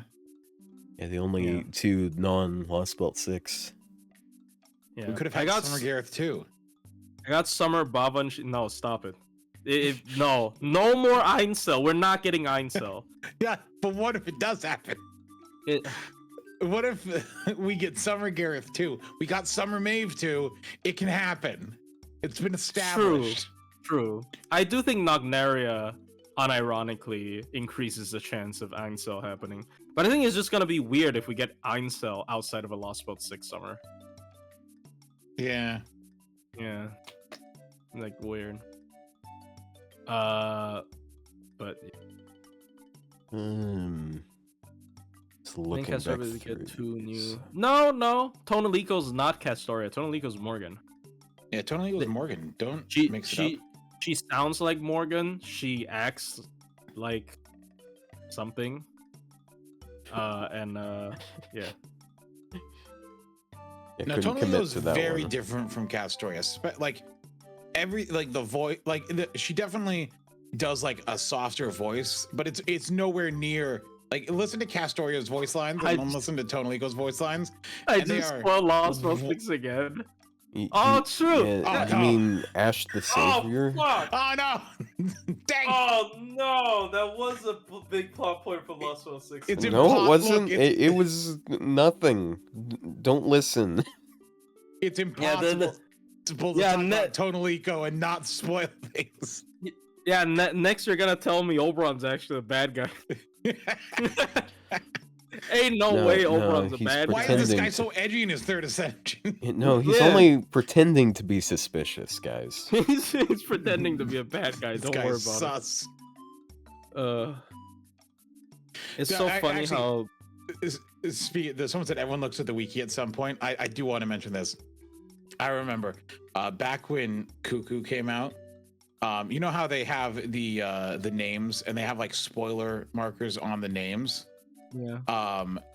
There was, because Cuckoo's spoiler name was bolded, you could still see it. And I remember being a voice call with Fino and he's looking at the wiki and he's like, "What's that?" And he's like, "Oh, I just got spoiled," because you could see it through it. What's her spoiler name? Yeah. The Don't- name. don't- like, don't. Oh, Careful. ZTL. Got it. What? It's a three-letter name. It's Yeah. the same thing. Yeah, or something like that. Like he got spoiled by it, like seeing it through it. Yeah, because they named her passive. Yeah, yeah. and you could see it. They've changed it. You cannot see the, like, if you go to her page on the wiki and you look at it, you cannot see her name through the purple anymore. Yeah. But like you could when it first came out. I think they changed the color of the text to like so it didn't show through. Yeah. But, like you could clearly read IRS. it. I thought that was the funniest thing. It's like getting spoiled by the wiki trying to not spoil you. Tonalico was a spoiler. She's part of the KGB. See- Kukulkan going based. No, I hate Kukulkan's name abbreviation is 3Ks. Wait. The KK. Look, she's a foreigner. All right, look, sorry. No, we're not going. We're not going there. Anyways, But yeah, no, someone says like people were dying over Tonalico. I was like, no, like I do remember some people were upset that Tonalico was anniversary, but those people are stupid. true. Tonalico, at least gameplay wise, I think is an interesting design. Right, so I also do enjoy seeing. I know they're never gonna do this, but I kind of hope they. Oh no, but that would ruin the spoiler. Yeah, never mind. I was gonna say I hope they update the her sprite in the story to this Tonalico, but that would kind of ruin the surprise. Yeah, I've said that before. People are like, but the Tonalico here is technically like First Ascension is before the events of Lost Belt 6, and Bro, second is bro. what? I just said it's before the events of Lost Belt 6. First Ascension is before Lost Belt 6. And second is after you meet her in Lost I'm gonna Belt be 6. honest. I don't know all this. I don't know what is a spoiler and what isn't. That's not a spoiler. Saying her first ascension is before you meet her in Lost Belt 6 and second is after you meet her in Lost Belt 6 is not a spoiler. Yeah. Okay. She was more in line she's- with Annie's servant. She's Castoria, but as a nerd. She is a better anniversary servant than Arc. Castoria and Koyan. In my opinion, because I guess like okay, because you don't know who Castoria is, right? And then for Koyan, you kind of know who she is, but like, why does she look like that, right? So, I think it's a better payoff to meet a character that you've wanted for a very long time during anniversary, rather than meeting a character in the future. I'm not saying in terms of like, because in retrospect, we all can like Castoria as a character. In retrospect, now that we've read Lost Belt 6, but when Castoria came out, no one cared about the character of Castoria was non-existent, and what it was is you liked Castoria because Castoria really makes the game easier. And Yeah. Vitch, you don't know how Vitch's thing resolves, but you know, and still You don't know, but you can play Tunguska Sanctuary right To now, find out. happening on an A to find out. It's actually, you're still not gonna get your answer, actually. Spoiler alert, but there you go. And it has a Buki in it.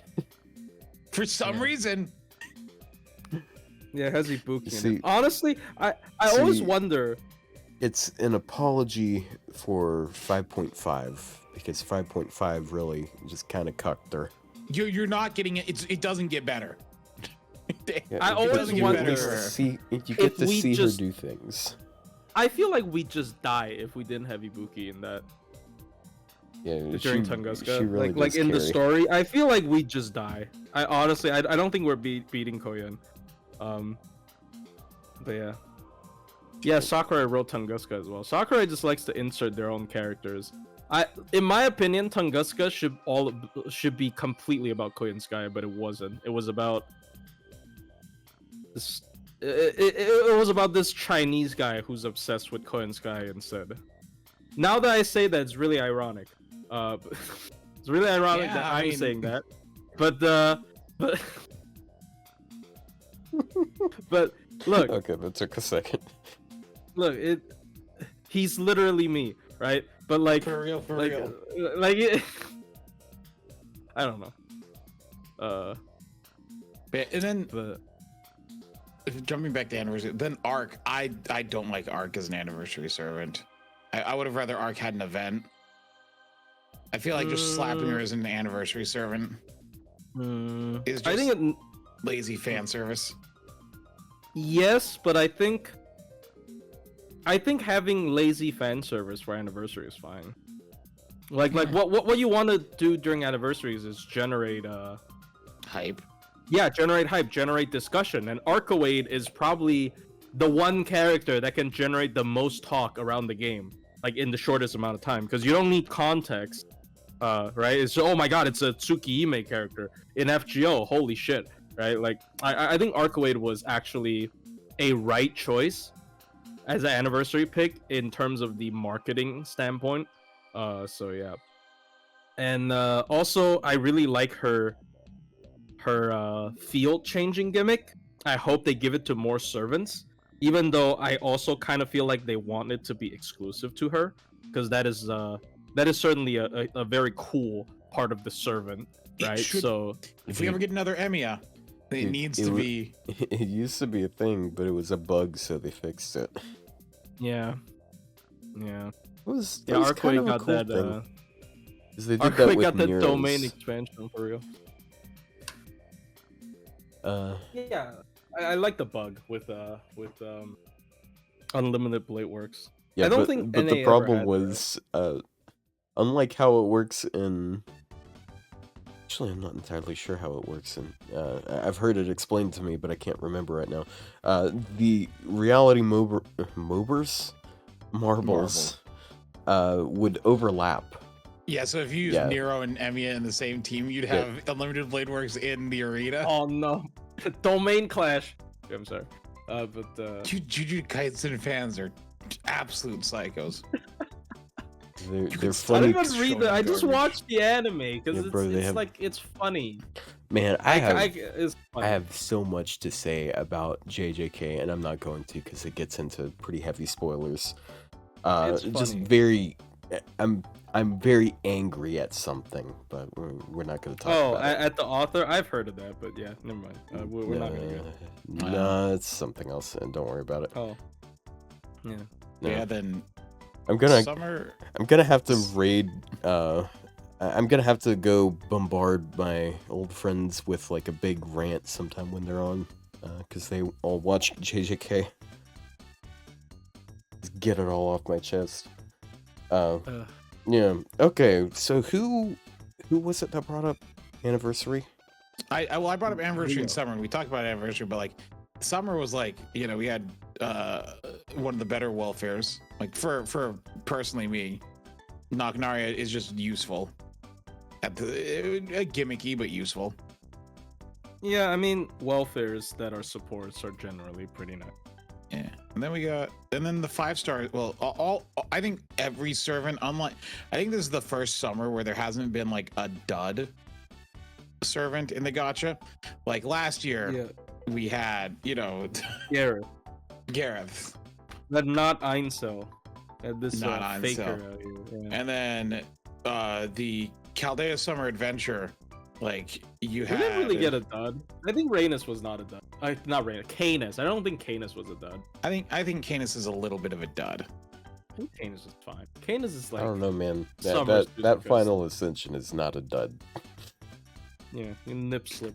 Okay, Look, your horniness has nothing Wait, to do wait. with- Are we talking about Ryder Canis? Yeah, writer. Okay. I think Canis is fine. Canis gameplay wise is all okay. Who was with Charlotte? Charlotte was not that big of a thud. I think she's a bit overrated though. Charlotte is way overrated. She falls off after her Skill seal her skill seal isn't thing. And then the year before, I'm sorry, but telling you, man. Bryn Berserker Esports and Caligula. Tomoe. Bryn Berserker and Tomoe were both duds from the year before. And Bryn then Berserker had envelope years.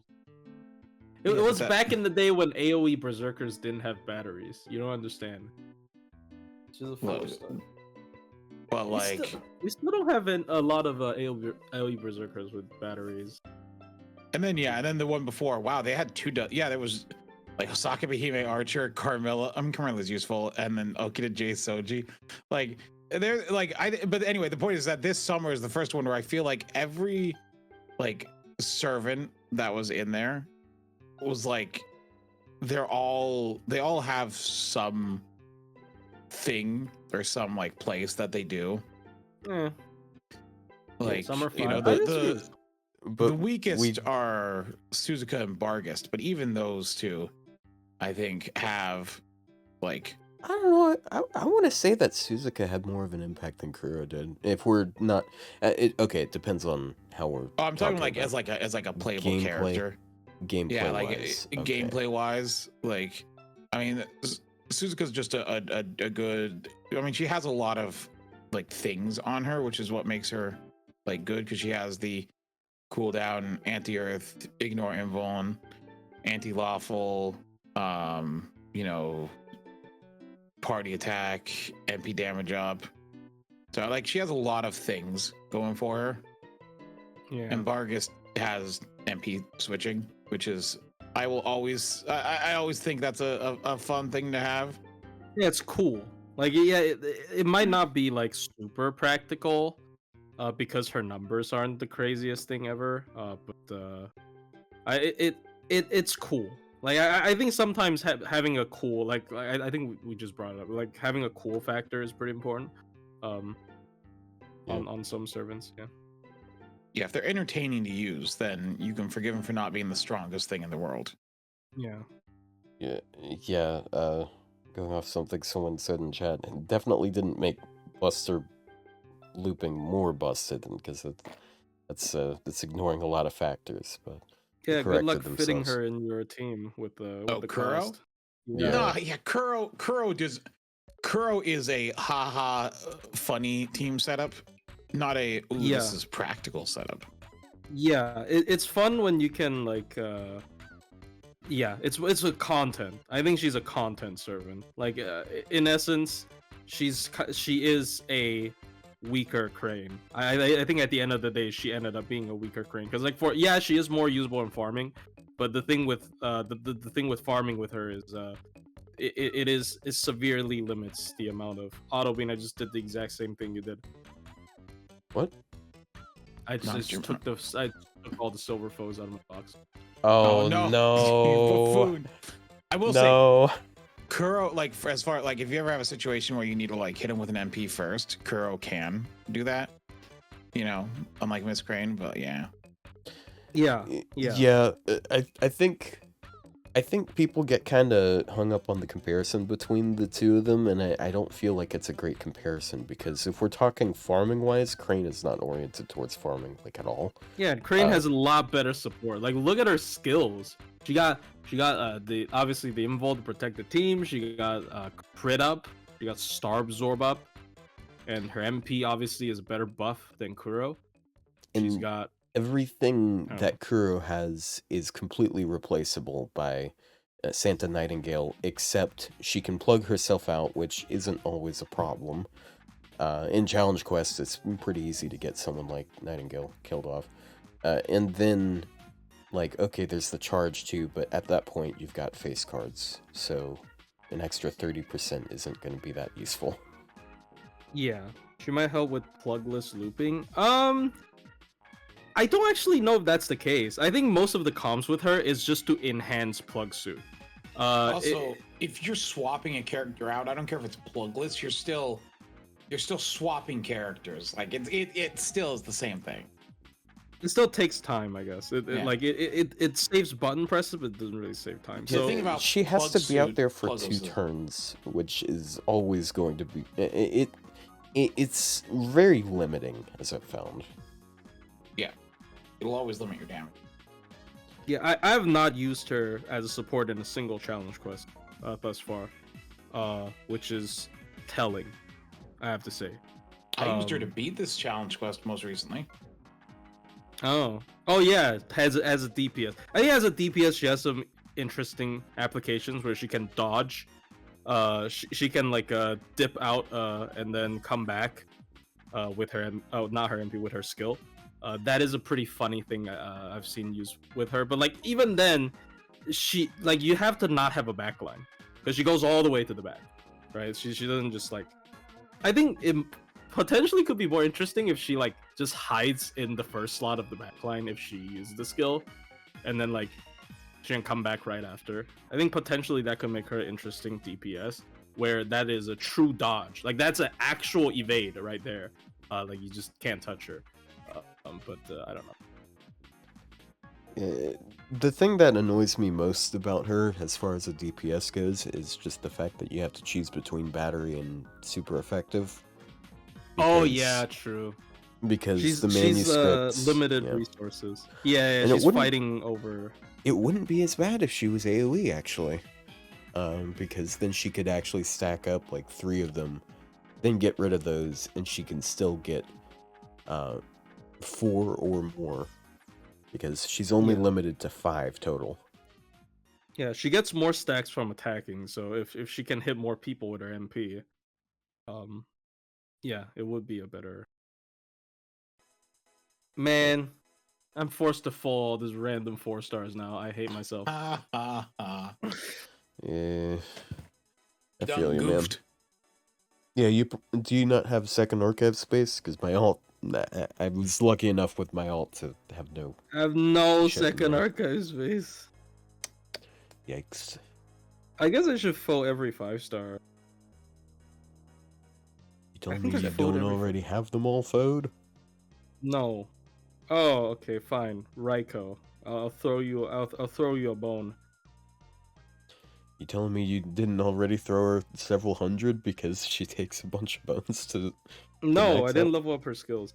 Man, no respect It's for who? Moms. No, Don't you know Mars needs look. them? It's Raiko. Like it's eh eh, and that's my reaction. There you go. Man, I'm alone in this this call. Yeah, Okay. Yeah, in you're this the only call, Raiko fan in here. Um, Ew, you're the only gross. Raiko fan in this Ordeal call. Um, yeah. but yeah. What's I don't know. Oh, another thing I want to bring up. This might be a weird thing to say, but I don't know if it's just me. I feel like they are actually trying to release more NPCs. Yeah, Because like Kinda? we got quite a bit, right? We got Takasugi, we got Pope Joan, we got one Gina immediately after. Is there a third one? Oh, is there a fourth one? Probably not. I don't know. I could be crazy. Or maybe you're just trying to force some sort of pattern in hopes of getting Typhon. you want Typhon. Shut up. I want not. Typhon. It's not because I want to. It's Look, not. If New Year's isn't cause or drop, which you won't be, but I hope every year, then at least give me Typhon. It's not because of Typhon. You don't understand. It is because of Typhon. Shut up. But she's just gonna be another pretender. You're gonna grail another pretender. Yeah, because class score. Oh, I guess we should talk about class score. Oh yeah, that's one of the things they added. Yeah, class score actually incentivizes you to like level up the same batch of classes. I do think because of that, extra 1 and 2 are better investments because they're technically different classes, but they can all benefit from the same tree. So like, but like if you want to be a Lancer specialist, like back in the day, you would not want to grail like a bunch of Lancers, for example, right? But now you might want to actually grail a bunch of Lancers because now that means all of your Lancers can take advantage of the skill tree. Especially with how limiting they seem to be gating this thing. Like if they're just releasing this rapidly so like everybody can max multiple trees at once, I don't think it matters that much. But if you really care about solos, min turns and whatnot, I think the class score actually helps a bunch, and it might incentivize you to level up multiple servants of the same class. And yet another reason why Berserker is broken, because I don't really see a negative of leveling too many Berserkers, because like Yeah, I'm probably gonna do Berserker as my next class score after I finish Caster. I think Berserker is actually the most popular option for most people. I think it is too, yeah. Because people have a lot of Berserkers leveled. It's pretty nice for AoE, if not single target. And then like a couple of the most broken servants in the game are Berserkers, so it helps. And there's not that big of a drawback. It's like, oh, if I grailed 10 Lancers, what happens if I run into a Saber? Right? Like obviously I can use archers and whatnot, but like I just don't have. If I put all my eggs in one basket, I might be screwed over. But if you put all your eggs in the Berserker basket, I don't really screw it over at all. So I'm just going through and checking how many of my 5 stars on my NA account are FO'd properly, and I've run into like 3 or 4 that don't have max attack foes, but like 90% of them are attack foed. So Did you play back when 990 was the foe cap? No, I did. Don't think it was on NA, right? It was an NA and JP. 990 used to be the foe cap. Yeah, I remember that. I did not. I started playing at like Onigashima. Oh, I started playing NA at launch. I have the like early login Saber Lily. So do I. I mean, I played it for like a week, and I'm like, this game sucks, and I stopped playing it. So- Yeah, Well- I did the same thing when I started. I actually started at the dumpling event, but Oh, I kind of got burnt out on it and gave up for a while. Yeah, My- I played for like a week. I re-rolled until I got a 5-star. I got Altera, and I played for like a week, and I'm like, this game kind of blows. And I stopped playing it. And then I remember sitting there. It was like a Sunday morning. I was on looking around, and I saw a YouTube video. It was New Year's, so it was in January of 2018. I'm on YouTube, and there's a video of Fate Grand Order, and Hokusai's on there. It's Hokusai's NP. I'm like, oh, this is a cool thing. I'm like, that's Fate Grand Order. I'm like, I should probably check it out again. And that's how I spent my descent into madness, as I started Yeah. playing NA and JP at the same time in February 2018. I'm like, I'm just gonna play both at the same time. I'm like, I'll just do JP as a side thing. And now, years later, That my was- NA is like in the corner. that I'm was like, yeah, that do was my something. plan as well. I was gonna do JP only as a side thing because of Summer Carmilla, and unfortunately, it killed my NA. Yeah, JP killed my NA too for the most Yeah. part. Okay, Yeah, wait, remind me. Didn't you start your account on Summer 4? Yeah, Summer The first Carmilla. Summer I 4? I started JP only because of Summer Carmilla. Dude, it's kind of crazy to me because I feel like your account should be older than mine, but mine literally started at the exact same time. Wait, when Yeah. did yours start? Summer 4. The Yeah, like anniversary when Summer what 4 day came. though? Let me check. Yeah, just remembers check the day? acquisition and mash. Yeah, March. acquisition. Acquisition. What the hell? Oh shit, I'm looking at the wrong server. Wait, why isn't Mash? Why isn't Mash in my acquisition? Are you looking at party? You might No. be seeing party sorted to the top. That's what was going on with mine. Yeah, I started in Maybe year it has- 3, so I started a year before y'all. So Y'all. it's August 4th. August 4th. Hold on, I gotta increase the size of this so I can read it. That's 08.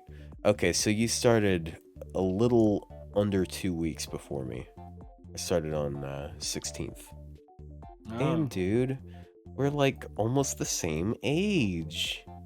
Wow. MFGO, yeah. I mean, August. yeah. I'm actually slightly Um, older than him, IRL. No, I see. So, like, I started the game because of my friend. He told me to try out Fate Grand Order. And he only played Taiwan. And I downloaded on the wrong server because I was using an iPhone. I was logged into the English app store. I thought it was universal. And I got it. It's really weird timing because like I just happened to download it when NA was launching. So it was fairly odd. And then I was like, there's no way I'm playing this weeb trash, bro. Get the fuck out of here. Dude, When I first downloaded the game. Dude, I downloaded the game because I was like going on a trip to Ohio with my family, and I wanted to have something to read, and I was like, oh yeah, this is like a visual novel, isn't it? Oh boy. Yeah, and I was very confident in my like I think I'm going to hate the game. Shut up. I'm I I'm was- tired I of was hearing about to say, about I'm like- Ohio. I'm like Skibbity Riz, Ohio. Fucking I'm so tired of this Ohio bullshit. It is so dumb. I don't know what it is. I was just introduced to it yesterday, and it was like Skibbity Riz, Ohio. Dude. Gat. Dude, I mean, Ohio dude, was I had an old meme. I had this idea the other day when I was driving home. You know how you ever like when you were younger think like, oh yeah, all these boomers that can't keep track of younger people's trends. I'm not gonna be like them when I grow up, am I? Dude, oh my god, it is. There is so much truth to it. Like I cannot relate with these people. I'm only This is so 25 and this new generation fucking boggles the shit out of me. Like, oh my god. How do you think I They're feel? moving I'm too older fast. than you. They're moving to Yeah, it's you were even more aware of it, right? Yeah. As an actual, am I a millennial? I think I'm an actual millennial. You're in your 30s, Dang. right? Yeah, I am past 30. Oh no, millennial moment. Yeah. Hi, I Dad. think so. Hi, Dad? Yeah. Yeah, if you're over 27, you're a millennial. So yeah, I'm a millennial. Oh, I dodged a remember- bullet there look, then. All I gotta say is if you weren't alive at 9/11, you're not a person. Oh, bro. Dude, I saw a post earlier, like a few days ago, that said that people born in 2002 are of legal drinking age now. Yeah. One's Oh, yeah. born after 9/11, two not Yeah, people. people born after the age of wait, let me math it out right quick. I'm not that weirded out by it because my sister is born in 2002 and I know she drinks. So actually, no, she started drinking longer ago because Yep, people Taiwan's born drinking in age. 2005 can consent now. Ooh. Ugh. That's a Like, weird thing to bring up. yeah. Why, what do you, That's Otto, what are the you up meme to? said, okay? Otto's planning Like, I'm something. okay. I'm sorry. I've been keeping up a lot with the dream drama as of He's late. been Okay, keeping up a lot. It's a very dream moment. Rio, I don't want to hear this shit from you. What the fuck? What do you mean? What do you mean from me? What are you accusing me of in particular? You don't understand. Fictional women don't have age. Exactly. It's just a drawing. It's just a drawing. Melusine's not a loli. No, okay. If you're going with that She's argument, 6 it's billion more like years old. it's fine that she's a lolly because she's a drawing. But sure. Well, she's also 6 billion years old, or 4.5 billion No, years old. No. You can't use that shit, dude. You I will literally cannot use that. 100% use that. You literally cannot use it. Oh boy. Why yeah. can't I use that? What's wrong?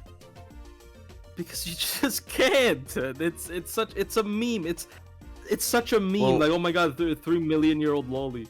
You see, like, it's dangerous because if you use that logic, you can keep moving down in years on the looks, okay? And then It's like and saying then at Da some point Vinci's it's fine just 'cause like, she's a this is man. wrong. Like, no Da matter Vinci's how a you look at it. weirdo. The Da Vinci, F. Da Vinci is if Rio was in a lolly's body. Ugh. That's a. Ugh. Just Ugh. think about it. I don't want to think Think of- about it. Think about it. Think about it for a second. He is right now. What do you think he is right now? The fuck.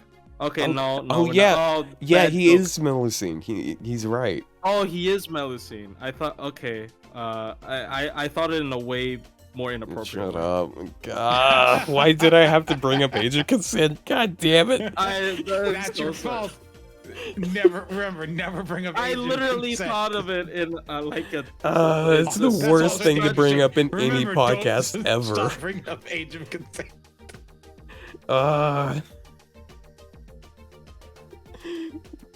Rule one of podcasts: don't bring up age of consent. You know that's true for a lot. That's a lot of podcasters would agree with that. Yeah. It's anyways, let's move off of this. Yeah. So you said so Plushy said Paper Moon, specifically Ordeal Call class What? score. Yeah. Yeah, class score. I gotta say, I really do love the Stargen boost. That has just been kind of a crazy. It's kind of crazy how impactful that can be at times. Yeah, it really especially with depends on art the servants. servant who can use it. Like Durga actually scales pretty hard with it, because she has a really high hit count MP despite being arts. It's pretty funny. I don't know how practical it is, but it certainly is fun. Yeah, but it is kind of funny looking at my two AOE Braille Berserkers with their 50% Stargen up, because we got Summer Ibuki, who actually gets a lot out of it because she's an art servant, and then we've got Rikyu, who really doesn't need it at all. I found the image I was looking for. I just not back up. I found this. I found the image I was looking for. I said, did you? I don't know if you want to show it up to, but it's. Oh. You can show, there's nothing weird in there. Show it on stream. She does kind of groom. Yeah, show it. Show it. It's fine. What's her? Percival. Percival. She does kind of. She's like a bunch of fetishes in one. She kind of grooms Percival. It's like a. It's weird. She's so weird, bro. Like we never stop and think why Melusine is such a weird character. But she. Yeah. Do your parents know about me? that was the one that gets me. What about Percival? Wait, do your parents know about her? No, that's it. This is Melusine saying these things. No, it's like, no, I still want to know that. my parents don't know about my hobbies. He's 30. He's can be a parent if he wants. I feel like there's more layers to it than that. Yeah. I feel like there's at least one more person that has to make a decision for that. Yeah, there's two people involved in there, and as someone who cannot talk to it. As Melusine does not exist, that is not happening. Wow, that is. Come on. That is. And I'm just not louder than 2 miles. Wait, hold on, never mind. So my next, the one I'm gonna go with next, it is an anniversary change. They added craft essences to Mana Prism shops. Oh yeah. Yeah, I mean, I think that's we briefly brought up with Yeah, we said that with the Evocation as well. Yeah, it's like a CE Evocation. That's great. Yeah. Yeah. I don't remember us like going into it. We only but yeah, yeah, we only mentioned in passing. Yeah, we got Golden Sumo. It killed one of the lamest jokes in the community, in my opinion. Golden Sumo is just fine. I think the only thing holding Golden Sumo up right now is its full attack stat. Other than that, it's really whatever. Personally, yeah. At this stage of the game, most people who are playing the game have things that work for particular card types in place of it. So now, I mean, like one of the big pluses for it. I know some people are tired of hearing this, but it's just you can use it on anyone. If you have a Buster Servant that has no attack up and is just like MP and Buster up, then it can be fine because it's an attack up. It's a multiplicative thing. But like for art servants, no. For quick servants with Summer Scotty, no. It doesn't help refund at all. I didn't actually calculate like cranking versus Golden Sumo. Like, is Golden Sumo really better in some cases? Like I'm not even like sure. If you have no attack ups, I think if you have Buster and NP damage up, then I think attack matters more. I'm not entirely sure on the calculations, but at least the Jordan's sheet takes into account it for Ivan. It does, but that's like the only exception. But that makes sense because he has a bunch of Buster and he has his own NP damage.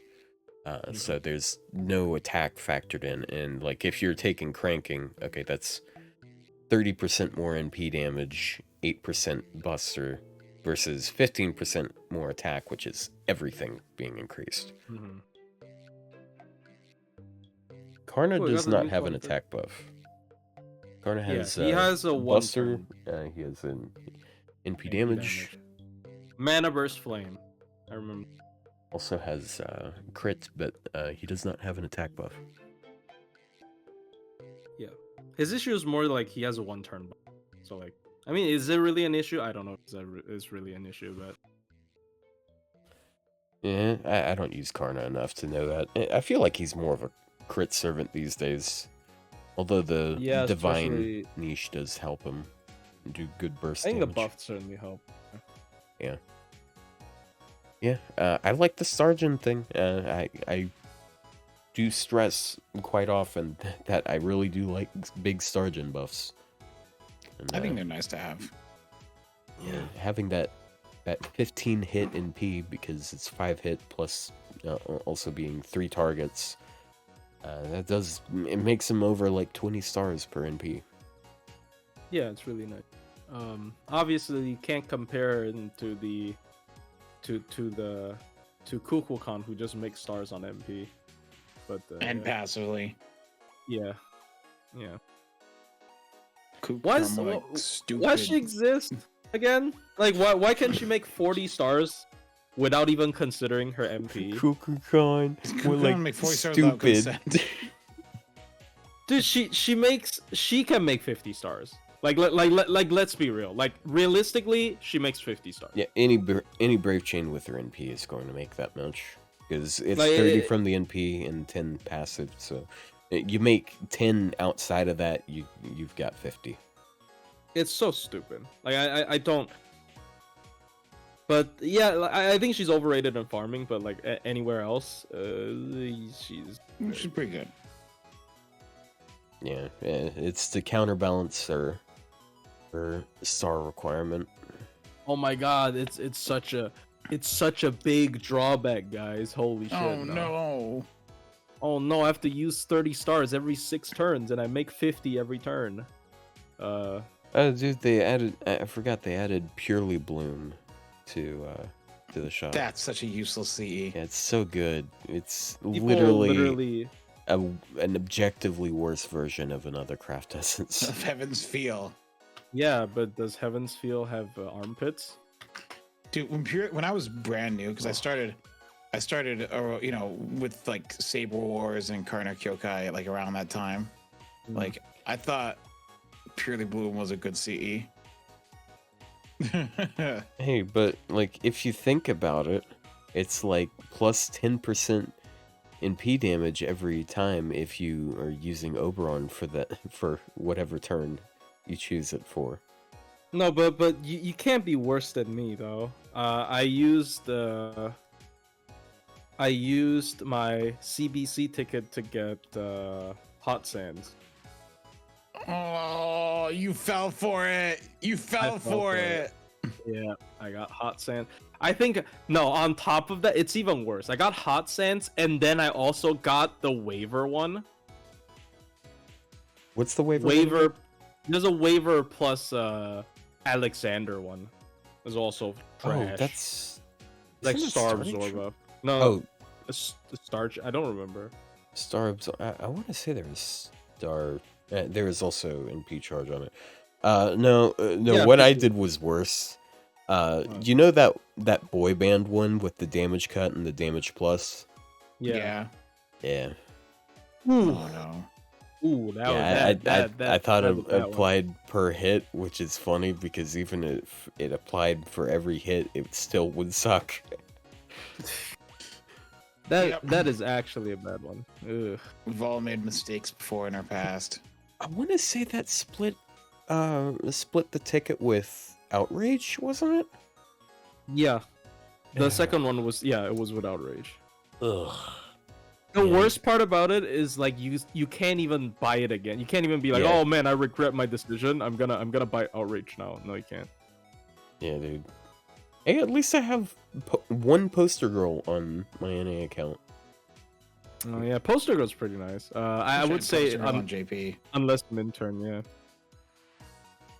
yeah. I feel like the Divine Princess of the Storm. I think that's a pretty interesting craft essence. It doesn't come up very often. It's the on death Iron Fan. Death that gives everyone 25% defense. Yeah. It's a pretty interesting craft essence. I think that craft essence is very good with. I mean, might be overkill with Habertrot. I like to use it with Habertrot. Yeah, I don't know if you need 25% more defense if you've got that much healing. I mean, sometimes. Oh.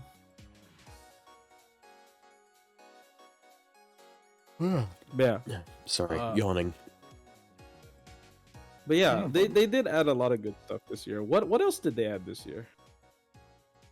They added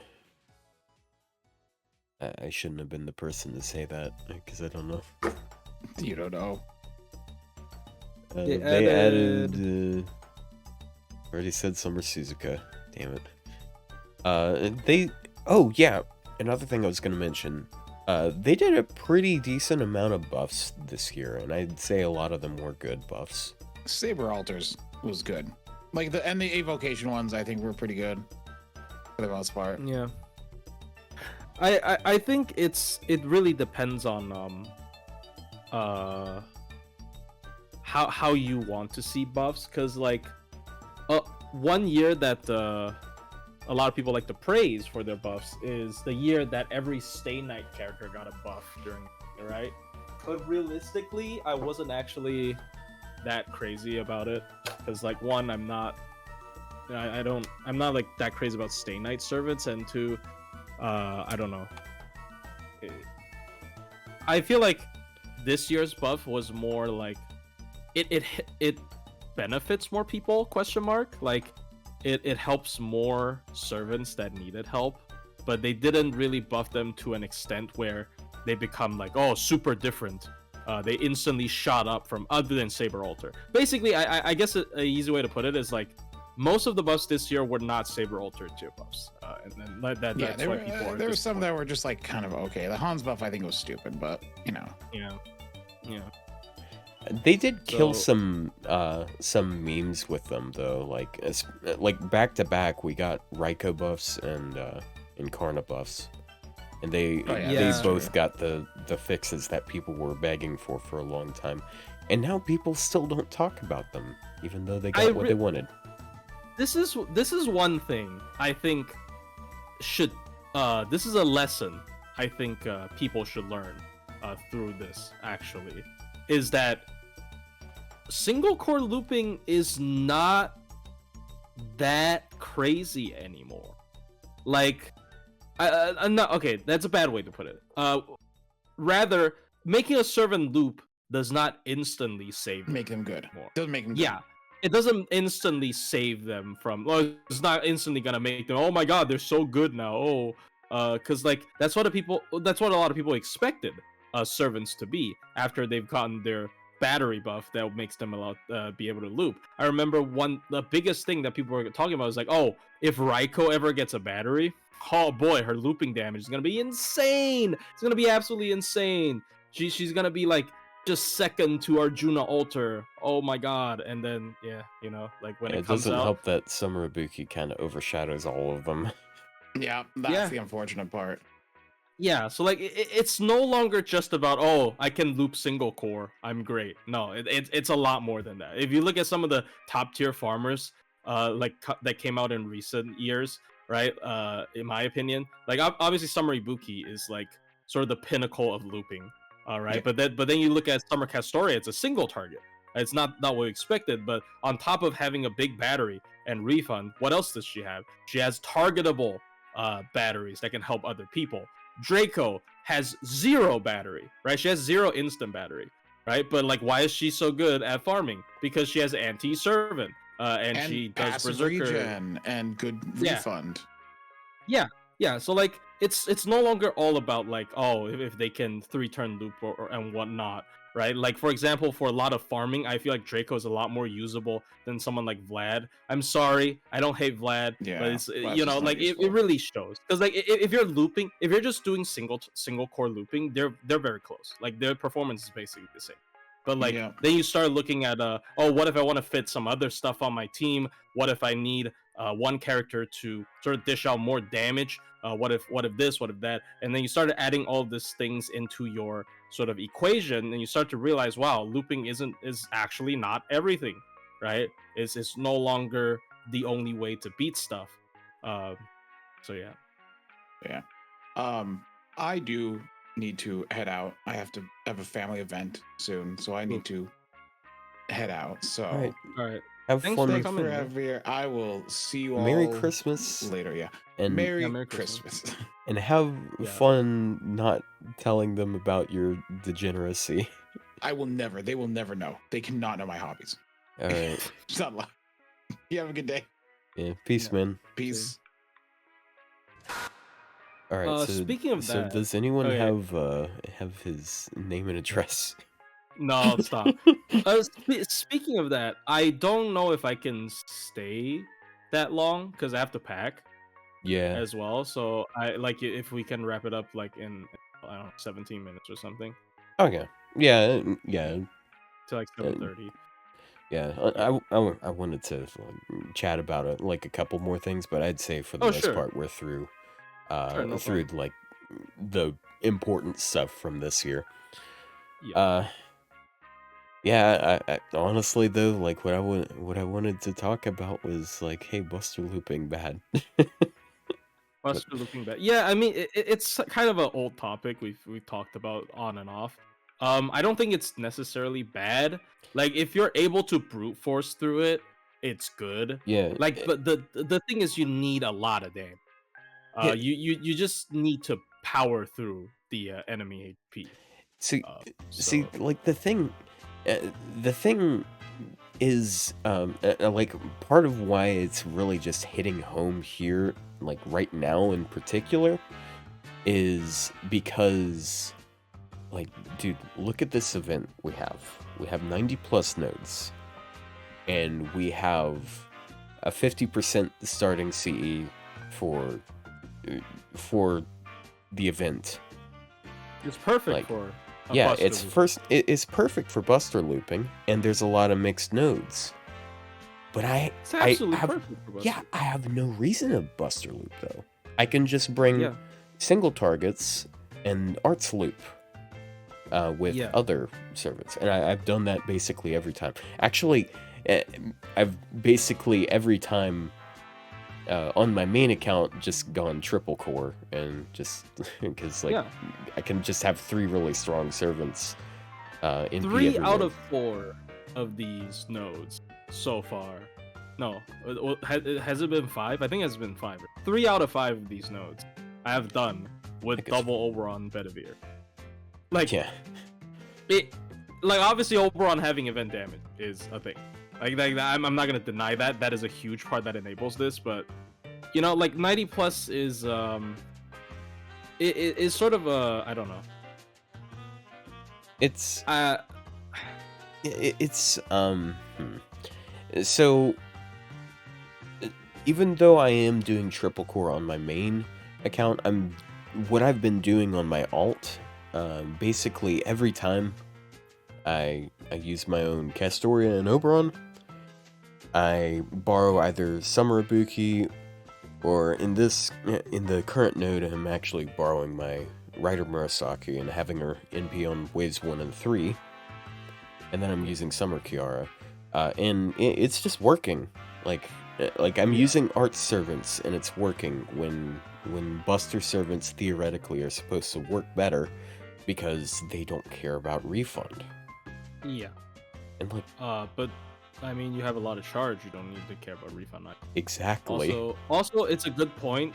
In chat, there's another thing we didn't bring up in terms of the quality of life update they did this year. Oh yeah, the Um, bond bonuses. yeah, bond bonuses for frontline. So it's actually heavily incentivizing you because like if you're doing any sort of standard looping comm, you're at least missing out on one of them because the support would be in the front. Yeah, So That's part of why I've been bonding up left and right. Because I've gone up a bond level on Suzuka, on Summer Ibuki, on a couple different servants that are even like above bond 10. Why the fuck is it sorted like this? Oh, okay, it's upside down. Who else did I go up on? Yeah, I think I got a couple new bond 10s as well. It's just like plus 20% for everyone. It's so nice. yeah, yeah. So I'm- like it's I'm curious as to what the 90 plus is gonna be though. I hope it's Bloodstone Tears. Oh, dude, I could use some of those too. I need Bloodstone Tears and Black Beast Grease and Gallstones. I'm missing a lot of golds. So I wouldn't be too upset with like most of them, but I really, really need some grease. I have several servants that are just sitting there, stuck at like 4s because of that. Like, I'd love to get higher skill levels on Duryodhana, but he's grease locked. Also, he's only another NP1. scary thing. Oh, And dude, I'm not joking when I say that my NP1 level 1 Summer Ibuki can out damage him. that is sad. That is actually sad. But like one thing I'm scared of is if you look at Typhon's aesthetic, she has like this one. I don't know if it's gonna be an Ascension, but she has this one like mode where she is covered in black grease. I think black beast grease is gonna be one of her main materials, and I'm deathly terrified if she gets a raid up this new year, and there's no way to farm grease during this Christmas. I will not be able to max her out.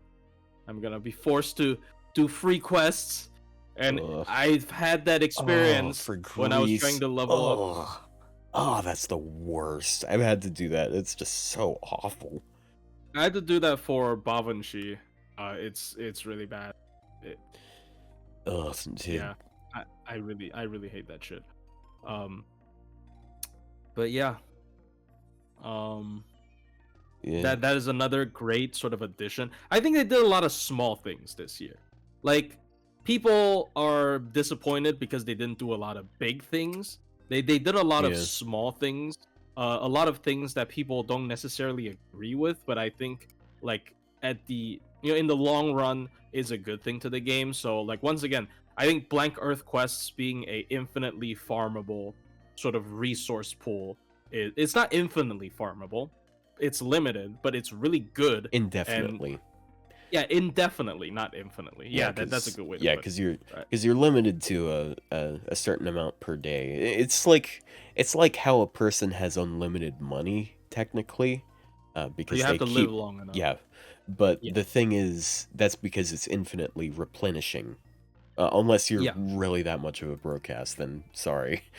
Yeah, so like can't afford it's Pokemon's great. cookies. I think they did a lot of great stuff like Bond, even the thing that people like to joke about, and I originally joked about, which is the you get more mana prisms when rolling gacha. Like I was laughing at them. I was like, bro, this is the most retarded thing ever. Sorry, I shouldn't use that word, but like that is the dumbest thing ever. That is so dumb, right? To do something like that. But then I realized they're actually adding mana prism sync in the form of the rerun CEs. So I think if you look at this year as a housekeeping year, because I mean it should be a housekeeping year to be honest, because Lostbelt 7 just ended. Like they ended a major arc of the story, and they're carrying on. Like yeah, it is sort of put on hold instead of a brand new start, but it's still an end of a major arc. It's like end of arc 2 almost. Technically it is the end of arc 2 after Lostbelt 7. So they have to do a lot of housekeeping. So they add a lot of new stuff, skill trees. They added, like basic stuff with bonds, bond bonus, better ways to get mana prism, better ways to spend mana prism, and a new form of nodes. I don't know. I at the end of the day, I enjoyed this year.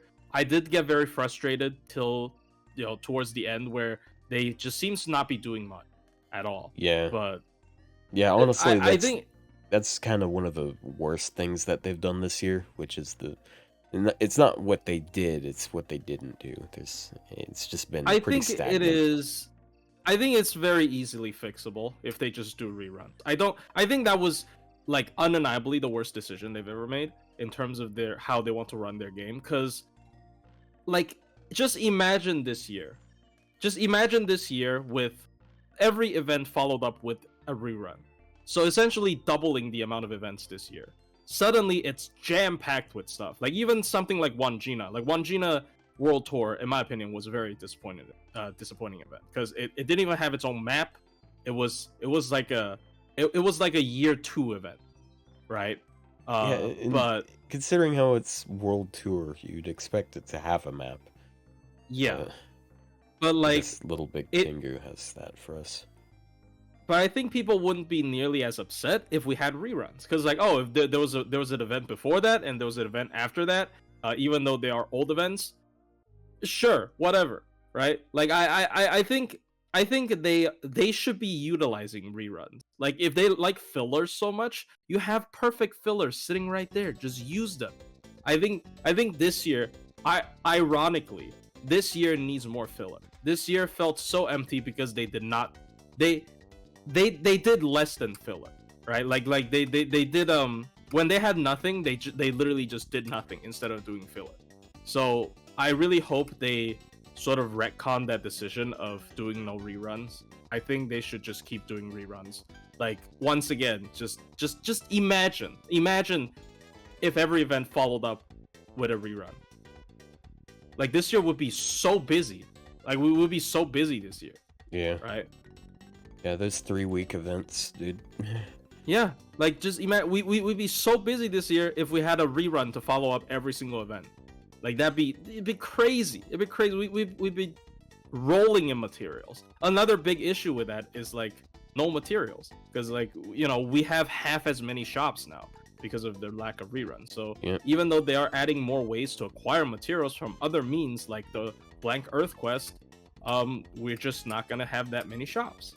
Even though they've been beefing up the shops with like this event had what 4 lores in the shop, right? Like they keep adding multiple lore. There's so many lores in shops nowadays, right? To make up for the lack of event. So like I don't know. I just think they shouldn't have removed it. I genuinely think that was a horrible idea. But everything else, I honestly think I am more positive about this year than a lot of people. Because there aren't a lot of like explosive points after Lostbelt 7. It was just a couple of strong points like we mentioned at the start of the stream, like arcade collab, Lostbelt 6 summer arguably, like Ordeal Call didn't even make that big of a Ordeal Call 1 did not make a big impression, which is also kind of unfortunate. I think it's always better if you like immediately come out with a bang. I did like Ordeal Call 1, but like I guess it might not be enough of a bang. Right, so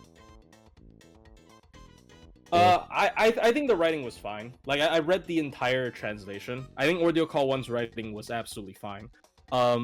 If you just read a summary from like Beastlayer or Reddit, you're doing yourself a huge disservice. Because initially I read the summary and I was like, this is the dumbest thing I've ever read in my life. But after reading the entire translation on Neo Benedict's channel, I think it was a good chapter. It really made Kama feel like a real character again. Because I think Kama since Oku has been a joke character. Like she's just been a joke character. Like every time it's like, haha, look at this little brat. Look how dumb little nugget. Yeah, look at her wearing a snorkel underwater. She's gonna choke. Look at this idiot, right? But like, Ordeal Call 1, I think genuinely fleshed her out as a character, and it was great.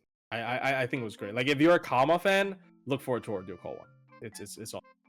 But yeah, this year is alright. This year's alright. Obviously, looking forward to even better next year, but.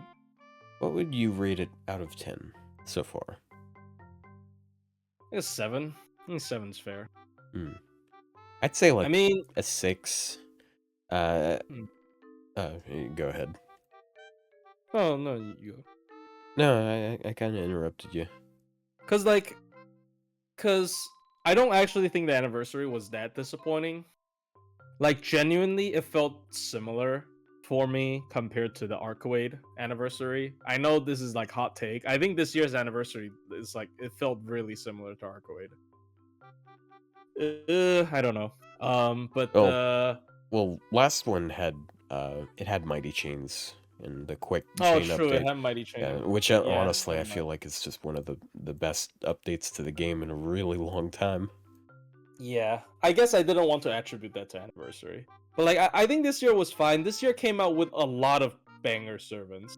It's not just like overpowered servants. It's servants that are cool, servants that are memorable. Like despite how many people shit on this year probably has some of the most amount of desirable servants. Like if you ask an NA player, like what servants that do you look forward to? This year's gonna have a shit ton of them. Tez, Kukulkan, Tiamat, Draco, like just in the first half of the year, and then the entire Lostbelt 6 cast in summer uniform, in summer, like the swimsuit. Like the fact that Kenshin feels like she has to sit on the side in terms of popularity is baffling. Like if Kagetora being such a popular character and being an SSR, she would be one of the most popular characters of a year if she was in like any other year. But Kenshin definitely felt like she's almost playing second fiddle to some of the most popular characters that came out this year. So it's kind of insane to me. Like there's a bunch of fan favorites this year. I think there was a bunch of fan favorites this year. Yeah. People are gonna be struggling with the management. Gotcha. Yeah. Well, it's been 17 minutes. I think it's time for us to wrap up. Also, this music is perfect wrapping up music. So thank you, Thanks for having everyone. me. Yeah. Thank you for being here, man. And Merry Christmas to all, and to all good night. This is probably going up at Christmas time because I'm planning on streaming for quite a few more hours. So yeah. Enjoy the holidays. Yeah, and to a good next year. Yeah. Also, do you know what we might be able to do next week? Because I know you. I don't know. I mean, Yeah. what is next week? Is it a? Oh, it's JP's New Year. Yeah, It that's is gonna New Year. be. It's gonna be New Year's. So whether or not we're okay. So Plushie might not be able to do it because you said you're gonna be going to Taiwan, so you might not be able to do stuff at the time. But regardless of whether or not he's going to be, Rio and I are going to be on stream together. I'm gonna be reacting to the New Year's stream, and that's especially nice because Rio can speak Japanese. I can't. But like, it's gonna be the two of us. Maybe it'll be Plushie too. I hope Plushie can be there. Yeah, I'll probably. I think I can join for a bit. Depends on the situation. I can work it out with my family and stuff. So. Yeah. Yeah. Yep. New Year serving. Super hype. Yeah. So yeah. And thank you all so much for watching. Merry Christmas and a Happy New Year. Peace.